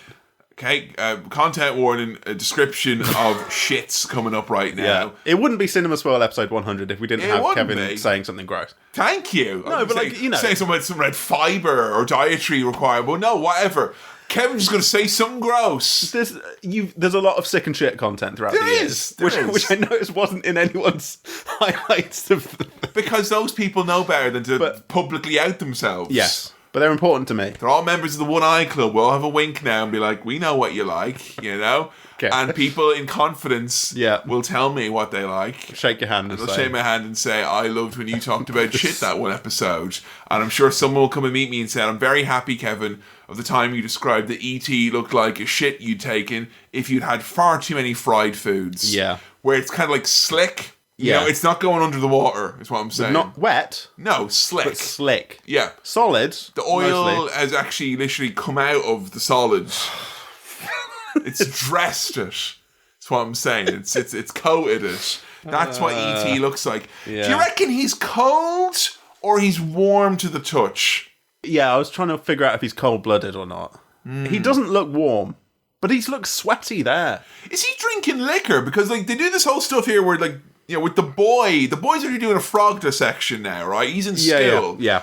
And like when E.T.'s fucking ramming Coca-Colas and Reese's into him and fucking banging his head on the TV and he makes all the electronics slimy. Yeah, he gets all of his It's jizz, isn't it? His business. It's business all over the place. He gets his business all over it. Yeah. He's got his dirty beans everywhere. Also, when he's E.T.'s left alone at home, unsupervised. Yeah. And he's got that little shirt on, and he looks a bit like Tony Soprano in the morning. And he's going to the fridge for Gabagool. I was really hoping he would get a cold cut and he'd pass out and hit his head on the counter. I was like, come on, please do this one thing for me, Stephen. But alas, not. Now, I was wondering, did he drink liquor here? Yeah. What? Oh, he did drink liquor. He was drinking Coors Light. That's what that was. Yeah, okay. He's necking Coors Light. I thought that was a vanilla Coke. But with a cream can. So there's a bit where he interacts with the dog, and it's fairly friendly. But I wouldn't put it past E.T. to detach his jaw and swallow that dog whole, because like ingest the whole thing. I was worried about the dog. But yeah, he's drinking. He's on the piss. And the thing is, again, with the powers and the fact that he's got this fucking psychic, cosmic feeling connection with a small boy, he's getting the little boy pissed. Like, yeah. Not directly. He's getting the little boy pissed. But by drinking himself, he's making a boy drunk. He gets the boy pissed. Yeah. And after that, he makes the boy kiss a girl. So he's filling this boy full of liquor and then getting him out there doing all sorts. Is that all right? It's not the 70s anymore. Is that all right? It's not all right. No. I'm just saying Operation E.T., right? E-Tree is what he tries. And we'll get it on Sky News, get a live feed of the choppers, and we can see what's going on here. I mean... Is E.T. the one who wants to save the frogs, by the way? I think so. I thought it was a selfish thing because the boy, like E.T.'s, like I need to be free and I need to be really, go home. So Elliot's, so Elliot I think interprets that as like free the frogs. Yeah. I will say right now, live frog dissection like that, and also kill your own frogs, boys and girls, and also you're like what 8? Yeah. Fuck me now. That's times have changed. Yeah, USA. Wow, fucking up your kids right there. Hard. Yeah. And at one point the teacher's like, you don't have to look at them if you don't want to. Implying that if you do want to look at them, make sure you look them right in the eyes so you can see the light go out. Yeah. And their frog soul leave their body and go to Valhalla. That's reminded me, I think, maybe I've talked before about my brief stint working at a funeral home. It was very funereal. And on the first day, I got a tour, and they were like, and this is where we keep the dead bodies. Do you want to go have a look in there? Do you have a touch? And I was like, do I have to? Like, no. Well, why would I want to go and look? And they're like, why would you not, though? Yeah, we love it here. Why are you working here? Yeah. The Addams Family type vibe there. It's one of the perks. You get to look at dead bodies. Sam, simply not goth enough to work in the funeral parlour, unfortunately. Neither the classroom, by the looks of things, with all the dead frogs. Yeah, I mean, ironically, I think releasing all these frogs and letting them stampede, you're probably just going to ensure that many of them are going to die. Yeah. There's going to be some stamping going on here. You save them the indignity of dying in a little jar. They get a warrior's death instead, is what you're saying. It's what they would have wanted. I defy anyone who's going to come at me and be like, oh no, E.T.'s cute. Look at him eating potato salads, licking it out of the tub with his minging, long, leathery fucking tongue. Yeah. And then spitting it out. All mess everywhere. That's how I eat potato salad. And he's fucking soaking when he does it as well. Yeah. Just like, it's rank. I'm just saying, right? At least in the 90s we came around to be like, yeah, it's gross, it's horrible. Not like, oh, you should be crying about the garbage pail kids. Or when someone gets gacked on Get Your Own Back, you should be like, this is like, it's fucking gross and you need to be attached to it and get sad. Yeah. I was getting real excited for E.T. to get sick at this point. I was like, all right, come on now. Well, maybe the virus is mutated. It'll kill him this time. He's learning words now. So Drew Barrymore's teaching him. It's chilling, isn't it? Teaching him the word be. Well, he learns the word be from telly. He learns a lot from telly. Yeah. But she then is like, oh, he can learn language. Let's teach him some stuff. And he gets the word phone. He does. And he famously loves phone. He does. E.T.'s home phone is everyone's favourite. And that's what he says first, doesn't he? It's an E.T. home phone. Oh, don't be giving that out on the air, Sam. Like, come on, ridiculous. You have all sorts of nutters ringing you and all sorts. You did point out, this is one of the first of many times now where E.T. gets dressed up. He's kind of a madam or a dame here, I guess you could call him. Yes. You were quite on the money about why this happens as often as it does. Right, so E.T. gets various costume changes. A lot. And that's, I think, a toyetic decision. Absolutely. So you can sell the variants.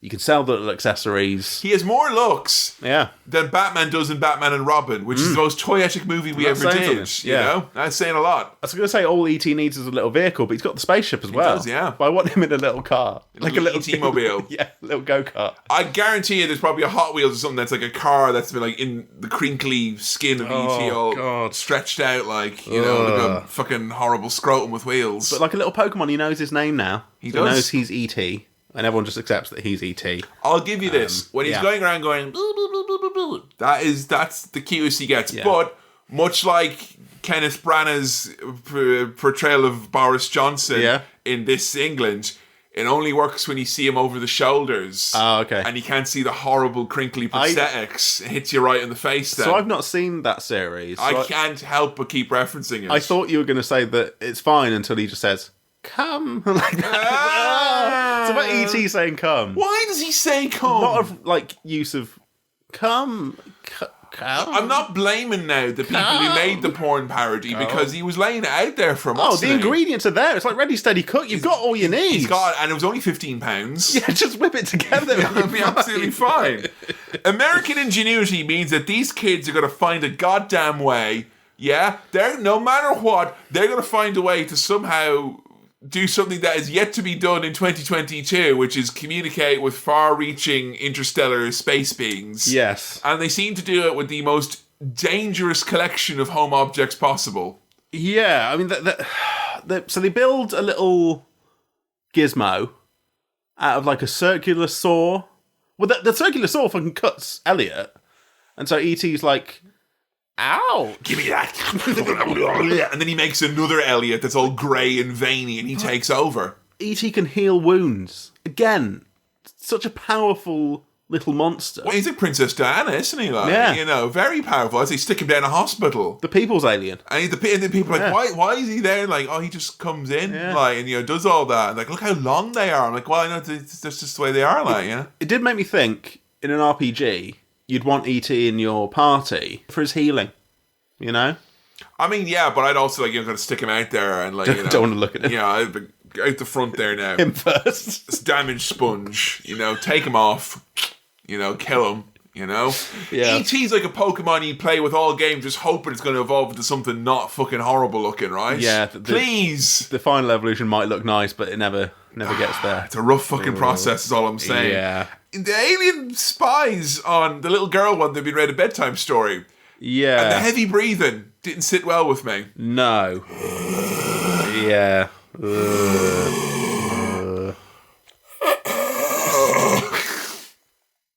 I don't like it. How many clothes must be ruined? Well, he's wearing another outfit now. Yeah, he's dressed up in all sorts of things. The dry cleaner's been like, what's this like? Jesus Christ. Since she split up, she's been up to all sorts of the house, that woman. Oh my God almighty. Yeah, he gets all the outfits. Hey. Speaking of outfits, it's Halloween. This is Halloween time. Hey! Just in time for Christmas. It's Halloween. This is my favourite part of the movie. Yes. Two great things happen here. It's fun, What are your favourite things about the Halloween section? Okay. Gonna call it like I see it. First and foremost, I got confirmation from my wife as well. Yeah. Independently, we both convened afterwards and agreed upon this. The mom's Halloween costume is straight up hot. She looks great. It's fantastic. Yeah. Excellent. All right. Much needed in an otherwise visually distressing movie. Well, there's a shot from E.T.'s perspective.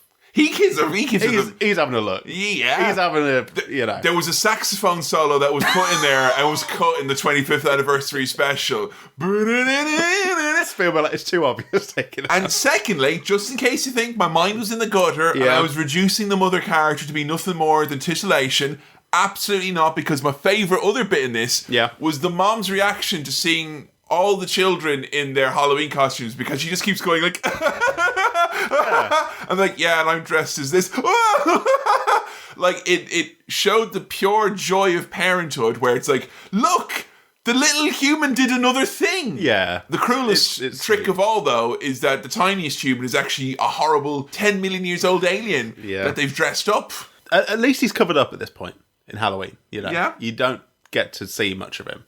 And look, Halloween in the daytime is weird. That's very strange. It's very strange. America, huh? And also, E.T. seeing Yoda, a very, we already got a Yoda reference earlier on. Get more, yeah. Come on. And they even did a little Star Wars musical twist there as well. E.T. sees him like, home, home, home. That's not your home, mate. And George is like, well, we thought it'd be funny if we pretended that Stephen was upset with me about the similarities of the characters, but as you can tell from the repeated references it's fine. It's fine. It's all right. We'll get E.T. wrapped up in the little ghost blanket thing, and they're on the bike. That's another sheet ruined, isn't it? Like? Well, yeah, it's the same with Hellraiser. Yeah, stop putting on clothes.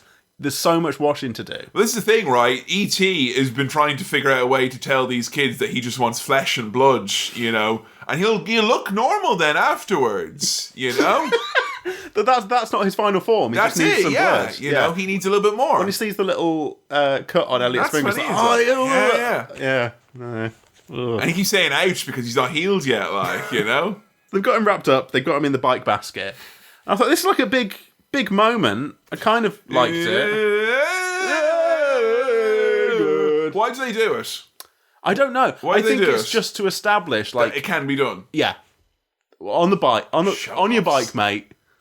E.T. can fly when he's in the basket. Broad daylight. Well, No, actually, sorry. This is the opposite. Broad moonlight. The middle of the bloody moon. now it's a big moment, big music. I liked it, Janky. but you said that it looked a bit shit. It did. And I wondered whether it might be the motion smoothing. Sorry, you telling me the very TV television that made me change my tune on The Hobbit? Yeah. You're telling me was someone going to let us down on ET? Look, to be fair to you, you gave it a go. I did. You turned it off and we tried again. We rewound. And it looked the same. It actually, get this, right? It looked worse. I'm still confounded by that email where the person said the only reason it looked better was because you had the settings that made it look worse. Yes. Right? And that was apparently a bad thing. Look. Dig this, right? I'm on the anti-motion smoothing side. Motion smoothing was on. We watched it. It looked janky. We turned motion smoothing off. We rewound. Yeah. Guess what? The motion was less smooth. It was jankier without. It literally looked like stop motion you do for your A-levels. Yeah. Awful. But that's what films are supposed to look like. What shit. Yeah. Come on now. That's how they want it. Come on now. The 25th anniversary. What are we going to do for the 50th anniversary? Make this look better, I hope. A lot better, I hope. The fucking saw blade record player communicator device. I'm like, sometimes I do worry that what these kids have been allowed to have access to. It's the 80s. I did mention that when I was younger, to play Robot Wars, me and a friend sellotaped screwdrivers to a remote control car. Now, did you do Phillips head versus flathead? Because that's obviously the matchup we're all waiting for. But it didn't really work. I think if we'd had access to a circular saw, I probably wouldn't still be here. How old were you? I don't know, like 8 or 9 or something. I don't know. Wow. When was Robot Wars? Peak Robot Wars, like 2000. 2001, I'd say, probably. 9 or 10, maybe. Wow. Yeah. How about that? Yeah, but it was very much a kind of, don't let mum and dad see that, you know. There was no remote control cars in my household at all. It wasn't like an older brother thing, and I didn't get to, there was none of it. And I'm wondering now if it was because they're like, we don't want them to modify it. Yeah. You know, there's too much modification opportunity there. It wasn't as fun as we thought it would be. How hard can you sellotape a screwdriver? It just fell off when you did it. Yeah, because it was sellotape. So then we started sword fighting with the screwdrivers instead. That was way more fun. Yeah, we just started stabbing each other. It was a laugh. But yeah, I'm not happy with the record player saw blade thing. Well, look, proofs of the pudding. They do phone home. How has that worked? How do kids in fucking 80s films cobble together like a few bits and bobs from the garage and make a fucking alien communication device? I don't believe it. I know, but there's lots of unbelievable things about this movie, isn't there? Yeah. You know, like no one has, for instance, put E.T. in a bag and threw him off a bridge yet. That's equally as unbelievable. It's unbelievable. It does look, that device, like the sound of it, the scratching and the knocking, go right set you on edge. Yeah. I feel like you get like 4 or 5 different categories of people who have sounds they don't like, and they'd all agree that would be bad. I don't like that. I'd be like, you know? E.T., I'm sorry, mate, we're not phoning home. No. Because that's fucking annoying. Well, have you considered maybe Nevada instead? Like, you know, you could live there. You might give that a whirl, you know, see how it goes for you. Elliot is getting sick now, and he's been left out in the woods. Okay, so E.T., he's like pointing at his heart. They take him out to the woods. They do a bit of like phone homing. They're trying to communicate. Home phoning. Home phone. Landline shit. Here. Phone a friend. Phone a friend. 50-50. Ask the audience. Oh, it says we should kill him, ladies and gentlemen. They've asked Jeremy Clarkson. He's like, just run him over, blow him up or something. E.T., right, he points at his heart and says, ouch. And that made me come around to him. It's emotional manipulation is what that is. He's got some depth to it. Oh, no, I'm sad now. I'll get sad if you don't drink the beer and kiss the girl and fucking go out after. Ouch. Can I just say as well, there's no sadder, more fucking miserable. Don't you fucking want to that alien with his glowing freak heart is fucking somehow sad. Cut it out and study it. We'll learn from it. You know what's sad? The actual broken heart of a nice lady in a cool cat outfit who is beside herself. She's sad on Halloween, and she goes through both forms of sadness. She's glum and depressed, thinking that her kids are just fucking dicking her about, and then she's distraught, thinking that her child has run away from home, and then she's distraught that her child is going to die, because spoiler alert, the child is dying. Yes, so E.T.'s disappeared.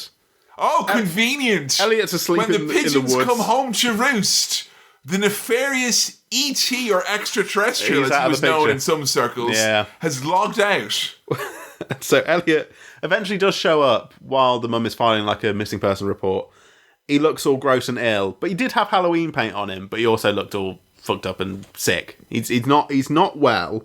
He's like, you gotta find him, Mike. Elliot sends out his older brother to beat up the alien. to go and find him. Who did this to you? It was the alien.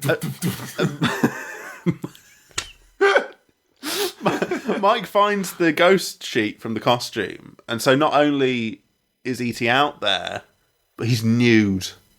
He's uncovered. I don't like that. No. And look, you and I both have older brothers. Yeah. We love our older brothers, but the even more unbelievable aspect of this is that a sweet boy would find this alien, not want to kill it himself, and then send his older brother out, and the older brother's like... Trusting him not to... Yeah, no, that's fine. Come on now. Yeah. Come on now. That alien's as good as mincemeat. He finds him, and he looks horrible. He's weakened. Finish the job. Put your mouth over him and give him a fucking... Come on. He looks at this point as well, E.T., like he's kind of all hard and hollow, like an Easter egg. He's drying up, I think. He is, yeah. You know when a cheap Easter egg gets really old and the kind of the outer layer of cocoa perforates? Oh, and it's got a bit of like white dust on it. You know, to give a bit of a... You have to shine up a little bit like an apple before you bite into it. He's definitely getting dusty. And this poor mum... she has to endure this. Her reveal of E.T. is... Even Mom, worse. We're sick. We're dying. Like, the fucking hell. And then the alien's like... Mom, yeah. I'm your son now. And it's every parent's worst nightmare that they'll go out and form a symbiotic relationship with an extraterrestrial being under your own roof, under your nose. He looks like a... Too much Nintendo, that's his problem. You ought to sort this kid out. Yeah. Peter Falk around with a book. None of this shit would be going on. He'd be reading the story. He's busy. He's occupied. He ain't out in the woods. No, hanging out with this lad. Cavorting with a being of unknown origin. E.T. at this point looks like a sort of dried out turtle. His mouth's got a real kind of bitey feel to it. Have you ever seen a rare white poo? White dog poo? Or just white poo full stop? Because you know what, even when I was talking about white dog poo, I was in a boarding school where once a literal Agatha Christie whodunit, when in the middle of the night, in the middle of exam season, a white stool was found in one of the toilets. And literally prefects were going around waking everyone up like, lights on, we're figuring this out right now. Big white poo. It was a who's who. It ended in a massive brawl. It was bad times. It was a who's poo. Exactly. Yeah. All I'm saying is, let's not kid ourselves and think that humans aren't capable of making a white poo. Is all I'm saying, sure. right? Yeah. But have you ever seen a white poo? Yeah. A little bit like this here. Yeah. Yeah? Yeah. When you saw white poo, was it in your mind because of malady or age? Age. Neglect. Yeah. The colour had ran out of E.T. it.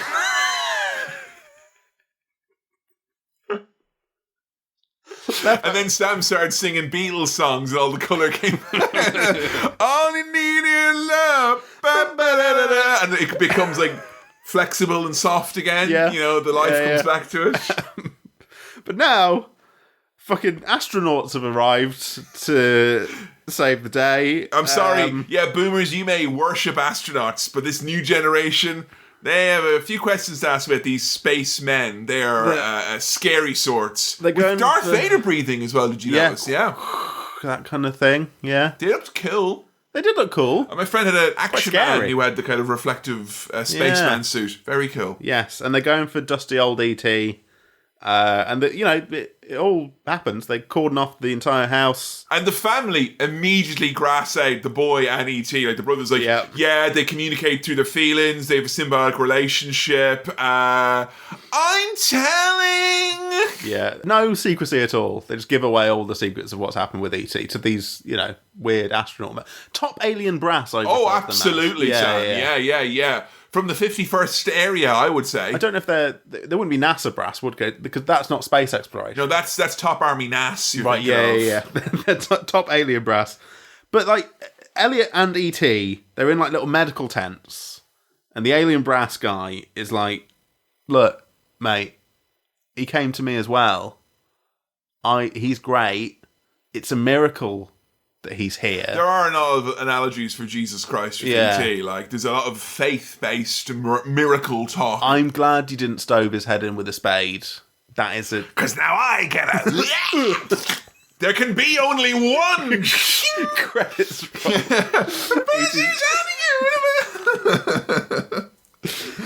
but it gets to the point where the boy's coming back, but they're losing E.T. in terms of medical status. I don't know if E.T. deliberately disconnects to let Elliot live. The obviously analogy here is meant to be the mother's losing the child, who do we save type of a thing, right? Yeah. It felt very like that. And I'll say this bit goes on. It does, yeah. And I was so thankful for my absolute disgust and disdain for the alien. Yeah. And honestly, at this point, I was turning to you and Joe being like, that boy's not a very good actor. I don't like him. You know what? They might as well kill him off as well. I was kind of not feeling great about him. And even still, I found this scene a bit distressing. Yeah. Imagine if you liked E.T. Imagine if you were the kid in the cinema with your little E.T. squidgy fucking minging wet slimy doll that I'm assuming they sold. Yeah. Special comes goo greased up. Top him up with, and it leaks out his skin. Yeah. Imagine if you really liked E.T. Yeah. A lot of people do. A lot of people do. Yeah. I'm not denying that. People like E.T. and Alf and all sorts of horrible shit. And imagine if it was something imagine if it was like Watto or something actually nice, and you saw them be like, I'm dying, and someone else is dying beside me, and they're like, no, don't die, I'm dying. Oh, you don't. It's like going to bed, no, you go to sleep first, no, you die first, no, you die first. It'd be very, very hard going, this. Yeah. I can, this is rated G or U, whichever you like. Goo. Yeah. Ugh. Yeah. And I will say, this is guaranteed tears from a lot of people. You're going to make children cry with this. You're going to traumatize them. Even if they like him, you'll make them cry. If you're a kid and you'd been in a hospital before this and seen anyone hooked up to anything, good luck in this scene. If you're a kid, you'd seen this and you liked E.T. and this made you sad, good luck with any family member having anything. Yeah. They'd be getting the fucking tooth capped and you'd be in tears. Yeah. With the gas and all the trigger and stuff. I noted a massive laugh from you when the plant dies and the boy is like, no, you absolutely lost it. That was big laugh for you. I mean, it is funny. I'm sorry, no, because you might be wondering, what's going on here, but it's like where we're recording right now, it's getting a bit closer to Christmas. Yeah. So I'm just getting, I'm in a good mood. You're jolly. I'm jolly. Yeah. When they're trying to resuscitate E.T., he's got to the point now where he looks like quite nice artisan bread. Oh yeah, with the nice flour on top. And there's hands on him. It looks like Paul Hollywood's doing sure, it. yeah. It's like squeezing it, and it's got a nice crust on it. I wouldn't say though. Crusty. I'm not sure if we have a soggy bottom on E.T. here or not. I can't speak for it. We'd have to get a flat bottom spatula to flip him over. I think quick. if you were to grab him and break him open, it would have a nice kind of good crumb. Good crumb. I think he'd have good aeration, big holes in there. You know what I mean? Big, massive holes. I also, at this point, couldn't get the image out of my head when they were going to be like, oh, we have to, defibrillate E.T. I was convinced that his chest was going to cave in, in the thing. Right. I think it's episode 100. I feel like all the other movies we've watched have all come in here to have a bit of fun with us. But I really thought that was going to be And you go through to the light up chest bit, so that was going to be especially weird, wouldn't it? Very horrible. Yeah. And then we spend the rest of the movie with the family trying to figure out who is E.T. So at this point, I thought you'd be glad because E.T.'s he's fucking dead. Woo! R.I.P. E.T. Ow! Dead. Is he dead, Mama? Oh yeah. I think he's. I think he's dead. Sorry, Mom. Aren't you a bit more relieved that your son is alive and healthy? Because they're like, oh, E.T.'s getting a bit stronger, but the boy is dying. Now the boy's getting a bit stronger, but the alien is dying. And the mum should have been like, come on, Elliot, go on. My mum would have been fucking smothering that alien right there. Be like, you're not taking my boy, I did speculate at this point whether it would be like the Pokemon movie and that Elliot's tears would revive E.T. and it's not far off. But first we see E.T. in a big chest freezer, and I was kind of, I think if you went past him, you'd see potato wedges, Goodfellas pizza. Yeah. A little treat, like. Yeah. You know? Pack it in ice. Box of Magnums, you know, for a special occasion. For the weekend, thank you very much. And Elliot's just like, look at how they massacred my boy. Oh. The boy's weird at this point now. He's like, he's transcended his humanity. Yeah. Like, he's kind of like, he feels like he's kind of has this otherworldly connection, and so he hatches a plot, basically. Well, I felt a little bit emotional. Did you? During the bit where he says, I'll believe in you all my life, every day. E.T., I love you. We all laughed, Sam. When he said, I love you, we all laughed. I was laughing to mask the tears. Were you, Sam? Yeah. Yeah. Fucking Richard Hammond over here when the two bullies had a big laugh at the loser who loves E.T. I love you. Oh, my God. And then... Oh, Jesus. The power of love brings the chest glowing, you know? He's like, phone home. Pumping his fucking foul blood around his minging body. I fucking lived. I'm back. Yeah, and you know what? You spent a good 10 minutes there with him being like, I love you, we're together forever. And sure, he does that again in another 10 minutes' time. Well, yeah. This is a rich, indulgent movie. It is heady. Yeah. There is a lot of it. Sweetness of the saccharine scene there. Yeah, over and over and over again. And of course Greg likes it because he's got a sweet tooth. Yeah. But for the rest of us, it was a bit much. Bit much. Rich. The boys, they drive away in the special... Top alien brass. It's a hearse. Alien hearse. But the house was all rigged with like fun. You know, there's like garden plastic tunnel I went things. through one of those tubes before I told you I was 2 and I had my head split open and I had to be my skull had to be reconstructed and all that. Yeah. Fun fact. Yeah. I've got a weird skull. And I would say that was very similar tubing. It's modular, isn't it? It's very, very impressive. I like that. Yeah. It looked fun. And they drive away with That's what I thought when I went in. You know. Oh, yay! It looked fun, like, you know. They drive away in the van. The older brother driving. Doesn't really know how to drive, but, you know, it's fine. The mum has let them get away with a lot. And so... She's turned more to the blind eye. Him driving an alien hearse... You know, You know what's happened? Yeah. They upset her on Halloween, and now they've broken her, and she's like, you know what? Fuck it, off you go. Do whatever. Go on, drive the car. Drive the hearse. There's 2 hazmat lads. You might as well kill them as well, sure, while you're at it. They're stuck in the slip and slide. No, please don't kill us. No! You were like, they're like stormtroopers. Like, they're faceless. You can kill them and not feel bad. Like. I'll point as well, all the top army brass, they all cried when E.T. died as well. Yeah, they were sad. Yeah. They love E.T. Well, you know what? They'll be crying as well at the funerals of their colleagues. Well, yeah. How many more must die for this freak alien? They probably grazed their knees, those and then they got wrapped up in suffocating plastic.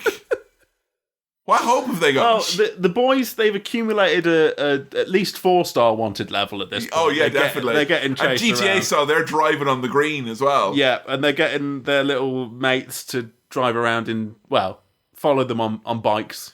Oh, it's almost like they're characters who've been developed as friends, or it's almost like they just had a bunch of boys. They just had some spare boys. Cherry picked like for the end bit because they looked more impressive to have many bikes. Yeah, this is the second flying sequence, and I think the first one was just to establish E.T. can fly, so we can do this final one where they're getting away.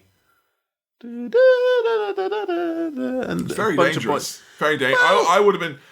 You were 4-star. Yeah. I'm telling Mum. Now you're onto the 5th star right now. The army are coming.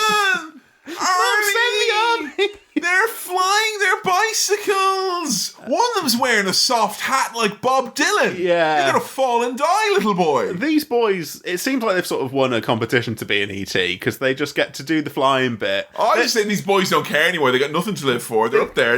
No safety. They each get to do a little shot where they do a sort of flying reaction face and they really fucking ham it up. Oh, yeah. Yeah. You drink enough cans of Coca-Cola, you get entered into a contest to act in a Steven Spielberg movie. All full of Reese's Pieces, these lads. I thought the flying looked all right. It looked better here. Yeah. I think it looks okay throughout the film. I think... It's a bit ropey, but it's fine. We're watching it full screen 4K. I refuse to believe that I'm living in a world where I've got a TV that makes The Hobbit look great, but E.T. somehow look bad. I don't know. Or maybe E.T. just never looked that great to begin with. But the landing is when you've got that weird aura around them where I'm like, what, are they all infected with the alien virus now? Well, so the next bit, right? The boys have made it to the spaceship. Okay, the ET's at the spaceship. Spaceship's coming. That looks very funny. It looks so shit. It is. It's. You said it was like a Christmas decoration, like a big bauble. It looks like a big bauble. And for some reason, the boys are like CGI'd in. Or like green screened in, and I don't think they needed to be. I think you think the fans would appreciate the changes they made in that special edition. Is that a change? I think so, yeah. Because it looks worse. Well, the big one everyone always goes on about is that the FBI guys have apparently got walkie-talkies instead of guns or whatever it is.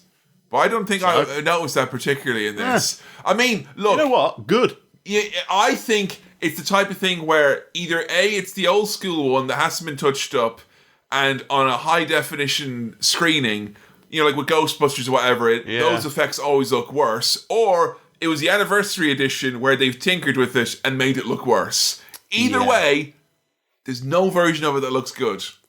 Well, what if I get my old tube now? There's no actual sane way to watch this. There's no motion smoothing on a CRT, is all I'll say. Do you want to go back and watch it again? Yeah. Yeah? No. No, there's not, is there? Not yet. Not yet. Little girl Drew Barrymore kisses E.T., and I didn't like that. I thought that would be an unpleasant thing to do. It's very gross. Just imagine the slime. He's all wet. The smell, the taste. He's just mildewy smelling, isn't he? You wouldn't get it wouldn't get that off your lips. No. And that's you know, that's her fucked up forever. Oh yeah. Like, you know, one thing if that happened to you, you know, in the 2000s, and you grow up into this rich culture of all sorts of online comings and goings. Yeah. In the 80s, you ain't fine. Look, until E.T. comes out, you're getting no alien porn. I'm sorry, you know. You've ring-fenced her is what you've done there, E.T. You've ring-fenced her into a very difficult set of tastes. Yes. Nothing wrong with it, just going to be hard. Just difficult. It's going to be a hard road for her. Not catered to. She's going to have to forge her own path. Yes. Sam. Yes. Basically, everyone gets an opportunity to say bye to E.T. Like, thank you. And E.T. just goes around just being like, come, and just like saying... He's just fondling everyone. Touching everyone. He goes to town on Elliot. He palpates that boy. Like, I think he's trying to get milk out of him or something. He was squeezing him so much. Yeah, the kind of almost massaging the back, but with those weird fingers. He's macerating him. It's not nice. Like, there was a point where I'm like, is he like the fly? Is he like trying to digest him a bit before he opens the maw and... Maybe. Down in one. Yeah. A bully man would eat that child in one. Tenderising. Yeah. Just softening him up. Yeah, it's... and we get the little... I'll be right here. Anyway, I'm off now to space. Bye. See ya. First the father. Yeah. Now the alien. And he takes this boy ain't trusting anyone. No. You know, that's all I'm saying. But he's got the light up finger, puts it on the... That's like a big moment for people, right? I'll be right here. Boof. In your brain. Because all you got is memories, because I'm fucking out of here. I'm fucking out. Remember this. These are my real family. Yeah. I'm off. Goodbye. Goodbye forever. I'm taking my little flowers with me. Some good music. I like the theme is great. The theme is great. Theme was doing a lot of heavy lifting in terms of making this an emotional experience. And also, this is where rainbows come from. Yeah. Spaceship lifts off, rainbow. And look, there's a good thing about this in that it's one of those 80s movies, 70s and 80s movies. Yeah, where like the end is the fucking end. Yeah, that's peak E.T. Yeah, off you go. Perfect. Credits. There we go.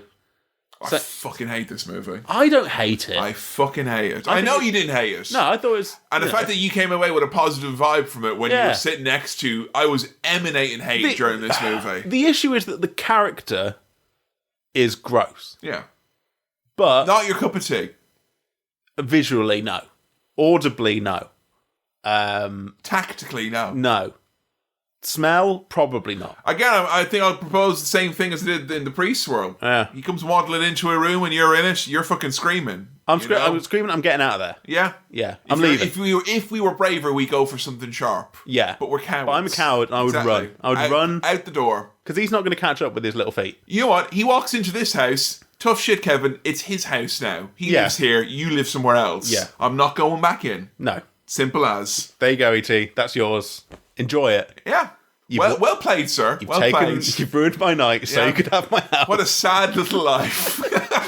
Well, he's a sad little life form, and he's disgusting looking. And I think for you, I think that's taken away from the fact that this is quite a nice adventure movie.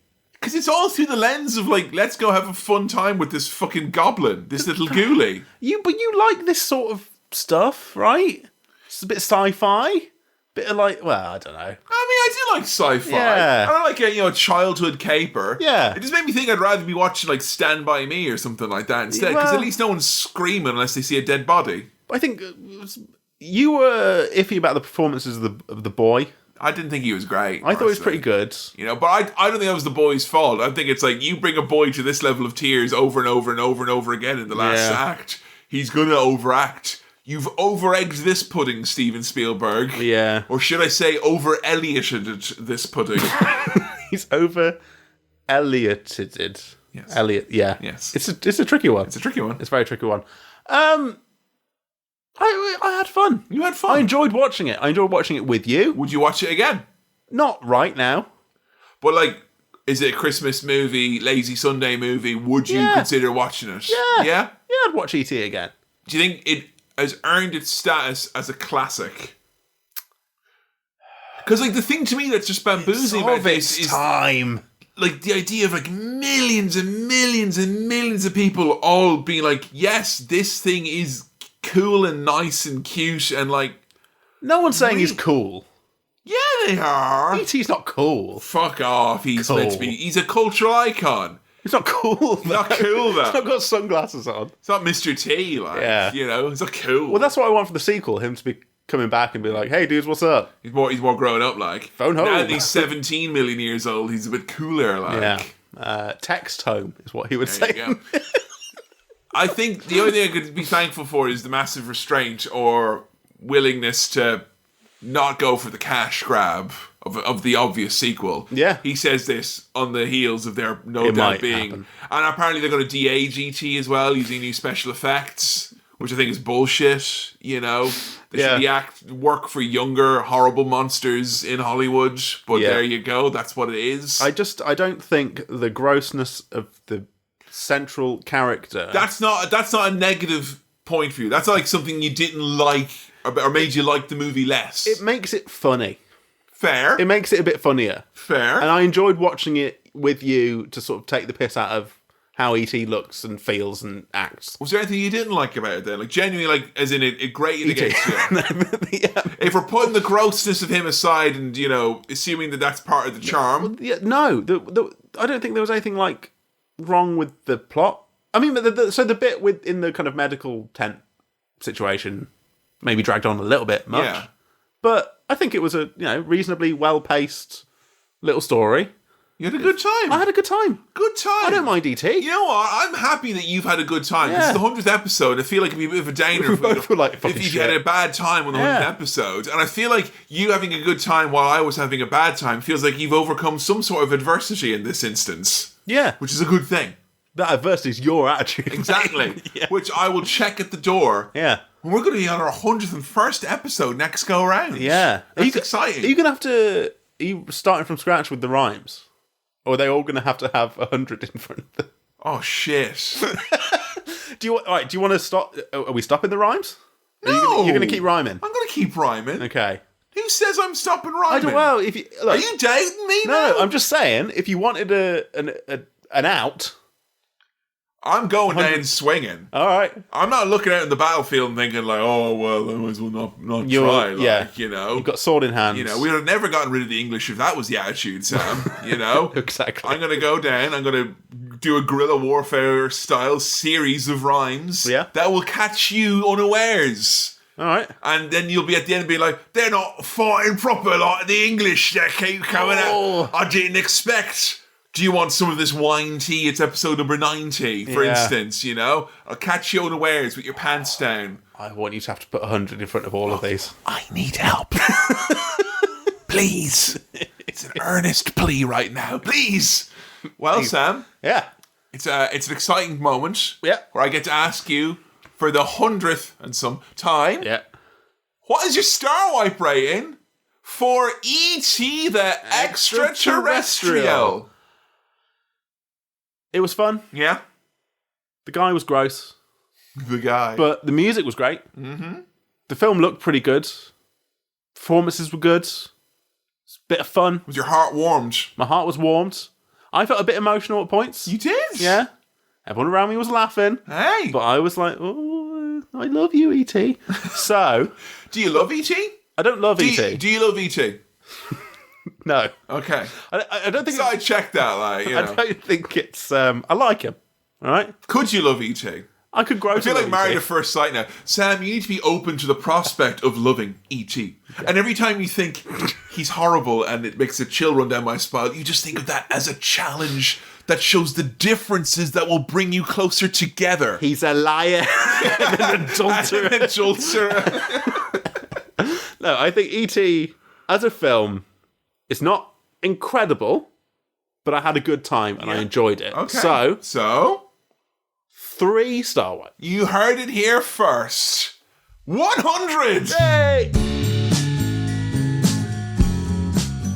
Oh, thank you for listening to episode 100 of Cinema Swirl.